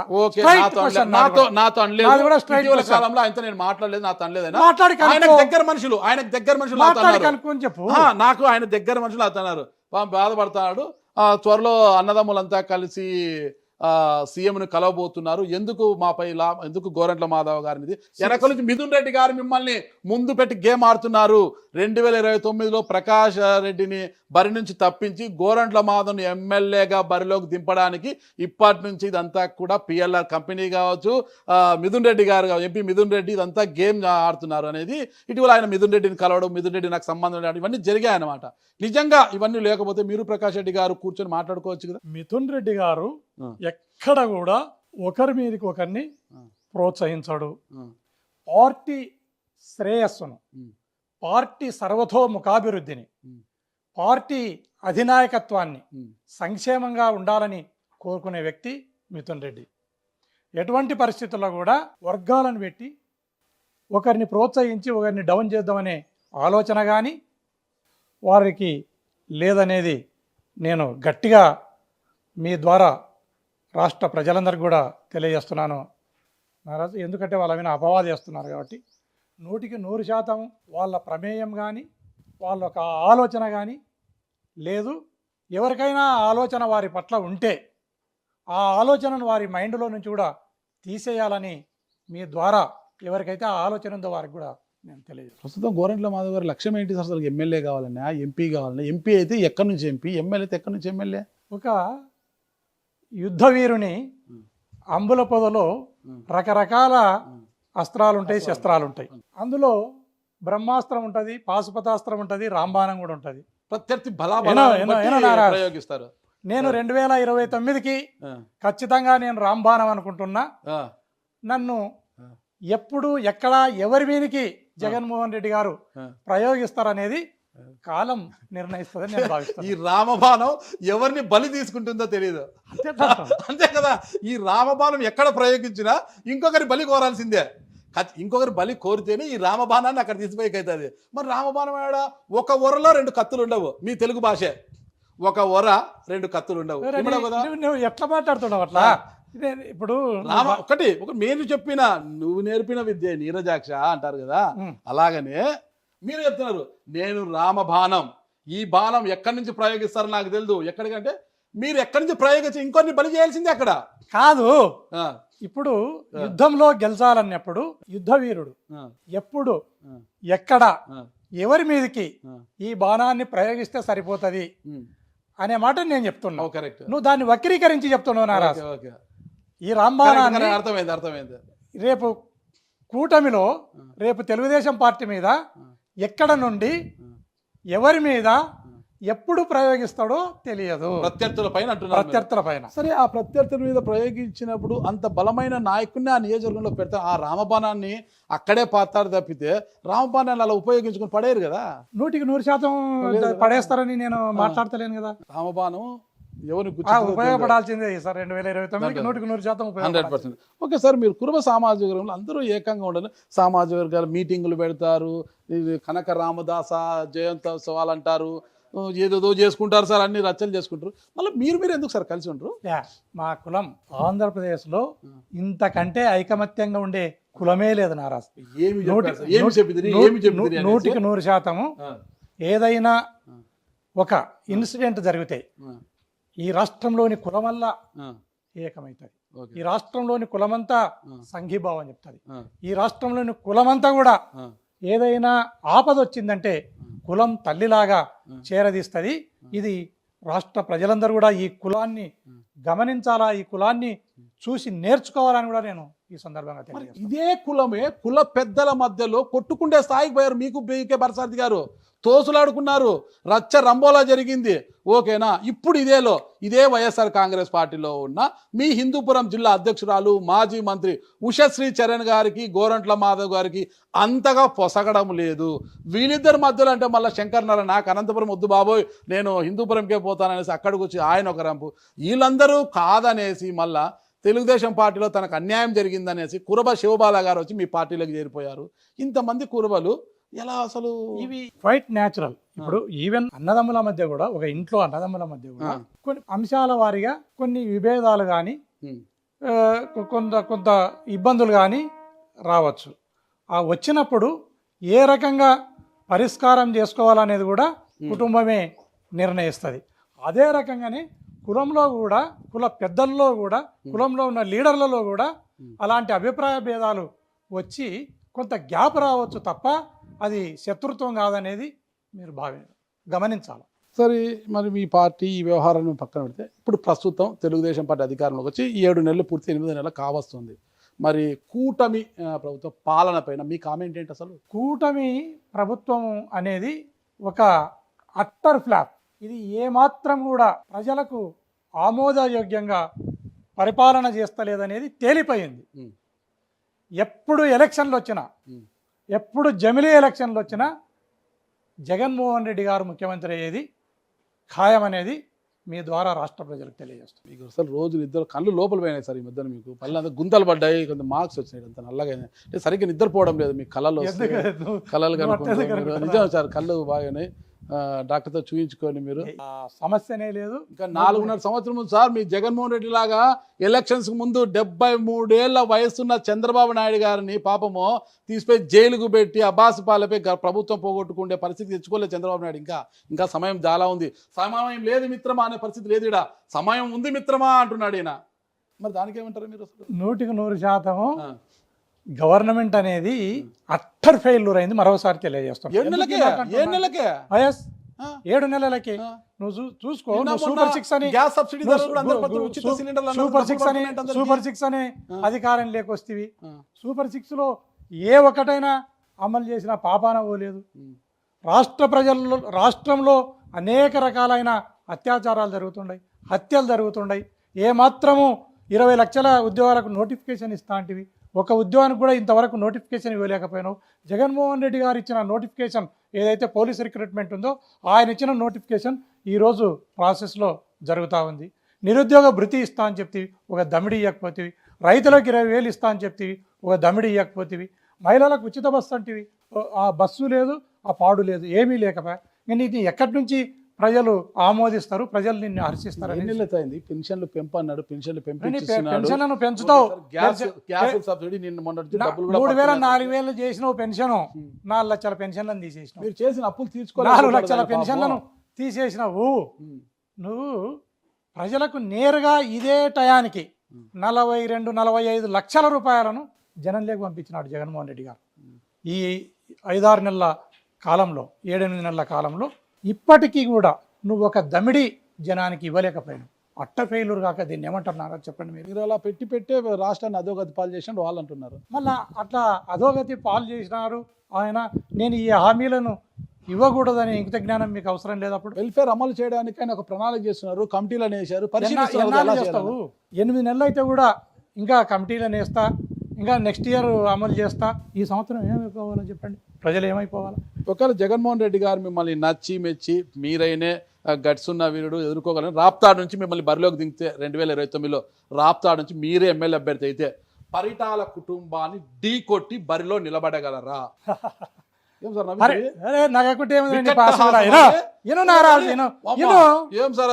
ఎందుకు ఈ మాట చెప్తున్నానంటే, నేను ఎంపీగా పోటీ చేసిన రోజే వాళ్ళ ఊర్లో ప్రకాష్ రెడ్డి కంటే శ్రీరామ్కు కొద్దిగా ఎక్కువ ఓట్లు వస్తే, శ్రీరామ్ కంటే నాకు ఎక్కువ ఓట్లు వచ్చినాయి. ఒకసారి నువ్వు రికార్డును పరిశీలించు. పరిటాల వల్ల ఊర్లో ప్రకాష్ రెడ్డి కంటే కొద్దిగా ఎక్కువ శ్రీరామ్కి వస్తే, శ్రీరామ్ కంటే ఎక్కువ ఓట్లు వచ్చినాయి. గాలి బాగా వీచింది. అప్పుడు ఎందుకు అనుకుంటున్నావు? నువ్వు 100% పెద్ద పెద్ద నాయకులంతా వదిలేసిపోతుంది. మళ్ళీ ఇదే మాట చెప్తావు. ఇది జీవనది అని చెప్పినాను కదా, ఇది సావులేని జీవనది. ఇది ఎక్కడ పోదు, ఇది బలోపేతం అవుతూ పోతుంది. జగన్మోహన్ రెడ్డి గారిని మీరు గమనించండి. మోడీని, పవన్ కళ్యాణ్ని, చంద్రబాబు నాయుడిని ఏకకాలంలో వేదిక మీదకి తీసుకురండి. జగన్మోహన్ రెడ్డి గారిని జస్ట్ రోడ్ల మీదకి తీసుకుని వస్తే లక్షలాది మంది ప్రజలు గంటల్లో గుమిగూడుతున్నారు. ఆ బజార్లు పట్టక మిద్దెల మీద నుంచి, చెట్ల మీద నుంచి, కరెంటు స్తంభాల మీద నుంచి కూడా చూసి తరిస్తూ ఉన్నారు జగన్మోహన్ రెడ్డి గారిని. జగన్మోహన్ రెడ్డి గారు కాకుండా ఇంకొకరు ఈ రాష్ట్రానికి ముఖ్యమంత్రి అవుతారని మీరు ఎందుకు భావిస్తున్నారో నాకు అర్థం కావాలి. జనం అనేది ఎప్పుడు జగన్ గారు అంటూ ఉంటారు, జనమే జగన్ జగన్. కానీ ఆ జనం ఓట్లు వేయాలి కదా పాపం, మొన్న వేయలేదు కదా. పదే అది జరగదు కదా, పదే అది జరుగుతుంది అనుకుంటున్నావా? మొన్న కూడా 40% ఓట్లు వచ్చినాయి. వాళ్ళు ముగ్గురు కలిస్తే అలా కావాలంటే మీకు 5% ఇతరులు రావాలా? 100% ఇప్పటికే వచ్చేసినాయి. ఈ రోజుకి పెడితే కూడా 5% ఓట్లు ఖచ్చితంగా పిచ్చి పీక్కిపోయింది సార్ మీ పార్టీ. నువ్వు అనుకుంటున్నావు, నేను చెప్పేది నీకు అర్థం కావడం లేదు. నేను అడిగేది మీకు అర్థం కావడం లేదు. గాలిలో ఆ రోజు మీకు ఓట్లు ఎక్కువ వచ్చాయి. 2029లో ఎవరి గాలి ఎటుంటుందో తెలుసు. పరిటాల కుటుంబం అంటే ఒక బ్రాండ్ ఉన్న కుటుంబం జిల్లాలో. ఆ కుటుంబాన్ని ఢీ కొట్టేది దమ్ము గోరంట్ల మాధవ్ ఉందా అంటున్నా. ఎంత మాట అంటివా, ఎంత మాట అంటివి. ఎన్టీ రామారావు ఎంత మాట అంటే నేను చెప్తున్నా. ఆల్రెడీ ప్రూవ్డ్ 150,000 మెజార్టీతో గెలిచినోడిని. వాళ్ళ స్వయంగా వాళ్ళ ఊర్లో ఎక్కువ ఓట్లు తెచ్చుకునేవాడిని. నేను అన్ని రకాలుగా ఏ మాత్రము ఒక ఇంచు కూడా వెనక్కిపోకుండా ఏంటికైనా సిద్ధపడి నిలబడేటోడిని. నేను ఏ రకంగా బెదురుతాను నువ్వు భావిస్తున్నావు? బెదురుతారా? మన సాల్తా వాళ్ళ బలం బలగం ముందర, అంటే బ్రాండ్ పేరు ముందర పరిటాలు అంటేనే ఒక బ్రాండ్ కదా ఇక్కడ. మళ్ళీ ఆ బ్రాండ్ ఉన్నప్పుడు వాళ్ళ ఊర్లో నాకు ఎట్లా మెజార్టీ వచ్చిందంటూ? గాలి, ఫ్యాన్ గాలి. నువ్వు దేనికి అది నువ్వే చెప్పుకుంటూ పోతున్నావు. బలము బలగం అనేది నువ్వే చెప్తుండవు, మీ ఫ్యాన్ గాలి వచ్చింది మీకు. గాలి అనేది నువ్వే చెప్తుండవు, రెండు నువ్వే చెప్తుండవా? మళ్ళా ఏ రకంగా వాళ్ళను వైఎస్ఆర్ కాంగ్రెస్ పార్టీ కట్టడి చేయాలన్నది, వారిని ఏ రకంగా వాళ్ళకు కామా పులి స్టాప్ పెట్టాలనేది వైఎస్ఆర్ కాంగ్రెస్ పార్టీ దగ్గర అన్ని రకాల అస్త్రశస్త్రాలు ఉన్నాయి. దానిని అన్నిటి కూడా ఎలక్షన్లప్పుడు జగన్, నాట్ ఓన్లీ ఆ కుటుంబం, ఇలాంటి విర్రవీగిన కుటుంబాలు చాలా ఉన్నాయి రాష్ట్రంలో, ఈ జిల్లాలోనే ఉన్నాయి. వీళ్ళనల్లా ఏ రకంగా కంట్రోల్ చేయాలన్న మంత్రము, అస్త్రశస్త్రాలు జగన్మోహన్ రెడ్డి గారి దగ్గర ఉన్నాయి. వీళ్ళ పప్పులు 2029లో ఏమీ ఉడకవు. ప్రశాంతంగా ప్రజలు ఓట్లేస్తారు. ప్రశాంతంగా ప్రజలు ఓట్లు వేసినప్పుడు ఖచ్చితంగా వైఎస్ఆర్ కాంగ్రెస్ పార్టీకే వేస్తారు. జగన్మోహన్ రెడ్డి గారే ముఖ్యమంత్రి అవుతారు. దీన్ని రాసి పెట్టుకోను. ఆ రోజు నేను రాసుకోలేను సార్. అరే సాంబో రాసి పెట్టుకోరా అంటే, నేను అలీని కాదు, మీరు పవన్ కళ్యాణ్ కాదు సార్, నేను రాసుకోలేను అట్లా. గోరంట్ల మాధవ్ అంతే అంటారా sir? Pawan Kalyan deputy CM sir ఇప్పుడు. ఎవరన్నా కానీ నేను గోరంట్ల మాధవ్ సార్ ఆయన పాలన, అసలు ఆయన మార్క్ ఎలా ఉంది? ఆయన మార్కు మీరే చెప్పాలా సార్. ఆయన ఎలక్షన్ల కంటే ముందు ఏ రకంగా ఉన్నాడు, ఇప్పుడు ఏ రకంగా ఉన్నాడు అనేది మీరే చెప్పాలి. ఎలక్షన్స్ ముందు కొద్దిగా దూకుడు పోయాడు, ఇప్పుడు బాగా ఇంకా దూకుడుగా పనిచేస్తున్నాడు. ఇంకా దూకుడుగా పనిచేస్తున్నావు నువ్వు. మెత్తవన్నాడని నేను అంటాను. మెత్తవన్నాడు అంటారు. ప్రకాష్ రెడ్డి కన్నా నాకు ఎక్కువ ఓట్లు వచ్చాయి అని అంటున్నారు. ఏమో క్రాస్ ఓటింగ్ ఏమైనా జరిగిందేమో, లేకపోతే ఏం జరిగిందో తెలియదు. వచ్చి ఉండొచ్చు, దాంట్లో పెద్ద ఆలోచించే విషయం ఏముంది? అది ఖచ్చితంగా ఇప్పుడు పాయింట్కి వచ్చినావు నారాజ్. నేను ఆ రోజు 2019లో పోటీ చేసినప్పుడు నాకున్న ఇమేజ్ కానీ, నా కులం కానీ 100% ఒక 2-3 ఎమ్మెల్యేలను ఖచ్చితంగా దీని మీదనే, ఈ ఇమేజ్ మీద ఈ కులమంతా తోడు కావడంతో బ్రహ్మాండంగా వాళ్ళకు కలిసి వచ్చింది. పార్టీ ఓట్లతో పాటు ఈ కులం ఓట్లు, నాకున్న ఇమేజ్ కూడా పార్టీకి ఖచ్చితంగా పార్టీని బలోపేతం చేసి ఆ రోజు ఎమ్మెల్యే అభ్యర్థులకు ఎక్కువ ఓట్లు రావటానికి పనికొచ్చింది. అందులో భాగంగానే ఏదైతే వెంకటాపురం గ్రామం ఉందో దాంట్లో ఎమ్మెల్యే అభ్యర్థి కంటే ఆడ ఓడిపోయిన అభ్యర్థికి ఎక్కువ వస్తే, ఓడిపోయిన అభ్యర్థి కంటే నేను ఎంపీగా పోటీ చేస్తే నాకు ఎక్కువ ఓట్లు ఆ గ్రామంలో రావటం జరిగింది. అదంతా మీ ఇమేజేనా? 100% నా పర్సనల్ ఇమేజ్గానే నేను భావిస్తున్నా. ఆడ వచ్చిన ఆ పర్టికులర్ వెంకటాపురంలో వచ్చిన పర్టికులర్ ఎక్కువ ఓట్లు ఏవైతే ఉన్నాయో ఆ ఓట్లు 100% నా బ్రాండ్ ఇమేజ్తోనే, నా కులంతోనే ఆ గ్రామంలో నాకు ఎక్కువ ఓట్లు వచ్చినాయని నేను భావిస్తున్నాను. అలాగే పార్టీ బలోపేతానికి, పార్టీలో ఉన్న ఓట్లను ప్రభావితం చేయడానికి 100% కులము, నా ఇమేజ్ కూడా పనిచేసిందని నేను భావిస్తున్నాను. ఓకే సార్, ఫైనల్ ప్రశ్న ముగించేస్తాను. 2029లో గోరంట్ల మాధవ్ గారి అభ్యర్థి అయితే తోపుదుర్తి కుటుంబం మద్దతు లేకోకుండా రాప్తాడు నియోజకవర్గంలో జెండా పాతారా, వైసీపీ జెండా పాతగలరా అంటే ఏమంటారు? ప్రజలు, అధినాయకుడు, దేవుడు నిర్ణయిస్తాడు నేను అసెంబ్లీకి పోవాలనా లేదా అనేది. ఒక వ్యక్తి లేదా ఒక ఆర్గనైజేషన్ మాత్రమే దీనిలో పనిచేస్తుంది అనేది మీరు ఎందుకు భావిస్తున్నారు? ఓకే ఓకే, అంటే వాళ్ళు కూడా ముందు నుంచి ఉన్న వాళ్ళ నియోజకవర్గంలో వాళ్ళ బ్రాండ్ కూడా ఉంటుంది కదా, తోపుదుర్తి అనే బ్రాండ్, వాళ్ళ మద్దతు లేకోకుండా ఎలా రాణిస్తారు? అందులో బలమైన సామాజిక వర్గం, నువ్వు ఎందుకు బలమైన సామాజిక వర్గం, రాప్తాడనే నియోజకవర్గం అనేది నీ మైండ్లోకి ఎందుకు వచ్చిందో నాకు అర్థం కావడం. ఫస్ట్ ఆఫ్ ఆల్ ఇక్కడే తిరుగుతున్నారు అనేది నువ్వు ఎందుకు ఆ ఆలోచనకు వచ్చినావో, ఎందుకు నీకు ఆ ఆలోచన నీ మైండ్లోకి వచ్చిందో నాకు. సరే, ఒక సామాజిక వర్గానికి చెందిన మీకు ఉషా శ్రీచరణ్ గారికి నేను ఈ జిల్లాలో అందరు లీడర్లతో, అందరూ ఇన్ఛార్జీలతో కానీ, అందరు లీడర్లతో కానీ నేను సఖ్యతగా ఉన్నా దాంట్లో. కానీ ఉషా శ్రీచరణ్ గారు ప్రకాష్ రెడ్డి గారికి ఇచ్చిన ప్రాధాన్యత మీకు ఇవ్వట్లేదు జిల్లా అధ్యక్షురాలుగా. నేను ఆ తేడాను ఎప్పుడు గమనించలేదు. మీరు చెప్తే నాకు. సరే, మీరు పార్టీకి, వైఎస్ఆర్ కాంగ్రెస్ పార్టీకి ఒక కట్టప్ప లాంటి వారు మీరు, ఓకేనా? ఓకే, మళ్ళీ ప్రకాష్ రెడ్డి గారికి టికెట్ ఇచ్చింది, మిమ్మల్ని మాధవన్న చూసుకోకొద్దిగా గెలిపించుకురా, పార్టీ అధికారంలోకి వస్తే నీకు ఏదైనా మంచి పదవి ఇస్తామని పంపిస్తే ప్రకాష్ రెడ్డి గారి విజయం కోసం పనిచేస్తారా లేదా? అధిష్టానము ఎవరిని నిర్ణయించిన మిగతా అందరూ కూడా పనిచేయాల్సిందే. దానిలో ఎలాంటి అధిష్టానం యొక్క నిర్ణయం అందరం కూడా శిరోధార్యంగా భావించాల్సిందే. ఎటువంటి ఇబ్బంది లేకుండా ఎటువంటి భేషజాలకోకుండా ఎవరికి టికెట్ ఇచ్చినా అందరూ కలిసి ఆ అభ్యర్థి విజయానికి కృషి చేయవలసిందే అనేది నా అభిమతం. సార్ ఫైనల్ రాజకీయాలను పక్కన పెడితే మీరు తలార్ రంగయ్య గారు ఇద్దరు ఎంపీలుగా పనిచేశారు సార్. మీరు సిఐగా ఉన్నారు, ఆయన పీడీగా పనిచేశారు. అసలుకి ఆయన గ్రూప్ 1 ఆఫీసర్, మీరు సిఐ. మీ రిలేషన్, మీ కాంబినేషన్ చాలా బాగుంటుంది. ఎలా అసలు మీకు ఆయనకు అంతా ఒకటే జిల్లా వాళ్ళు, మళ్ళీ ఇద్దరు కూడా ఒకే జిల్లా వాళ్ళు, ఇద్దరు ఎంపీలు అయ్యారు. ఆ జిల్లా నుంచి వచ్చి మా జిల్లా పదవులు 2 లాక్కొని మీరు ఇద్దరు ఎంపీలు అయిపోయారు. మా వాళ్ళకి రావాల్సిన పదవులు 2 మీరు తీసేసుకుని అని ఇద్దరు అలా అంత రిలేషన్ ఎలా ఉంటారు సార్? ఆయన మిమ్మల్ని మాధవ్ని పేరు పెట్టి పిలుస్తారు కదా, ఆయన మీరేమో సార్ సార్ సార్ అని మాట్లాడతారు. భలే ఉంటుంది సార్ మీ అసలుకి మీ కాంబినేషన్, మీ ఇద్దరు ఇది ఎలా? అది రొటీనే, ఏం దాంట్లో నాకు నిజంగానే అతను ఈ సమాజం పట్ల ఉన్న నిబద్ధత కానీ, అతని ఆలోచన విధానం కానీ, అతని తెలివితేటలు కానీ, అతని సంస్కారం కానీ అన్నీ కూడా నేను కొంత అతన్ని అభిమానిస్తా. అది నాకున్న పర్సనల్ ఒపీనియను. నా పట్ల కూడా ఆయన అట్లానే ఉన్నాడని 100%. ఎందుకంటే నాకు రంగయ్య గారితో మంచి పరిచయం ఉంటుంది. రంగయ్య గారితో 2-3 సార్లు మీ విషయం ప్రస్తావించారు. ఏంటి సార్ మాధవ్ గారు సార్ గురించి ఏదో కామెంట్స్ ఇస్తున్నాయి, ఏం సార్ చెప్పండి సార్ అంటే, నాగరాజ్ ఒక రెడ్డో ఇంకోరో తప్పు చేస్తే నువ్వు అడుగుతావా? ఒక బీసీ బతకనియండి, ఏదో ఏం చేసినాడు చెప్పు నాగరాజ్. మీకు అదే అవునా, మా బీసీలే కనిపిస్తారా మీకు, వేరే వాళ్ళు కనిపిరాయా మీకు? నాతో వాదించాడు. సార్ నేను అట్లా అనడం లేదు సార్, నాకు తెలిసిన విషయం మీకు చెప్తున్నాను సార్, కొంచెం చెప్తారు మీరు, మీరిద్దరు బాగుంటారు అంటే. మాధవ్ తన పని తాను చేసుకొని పోతున్నాడు.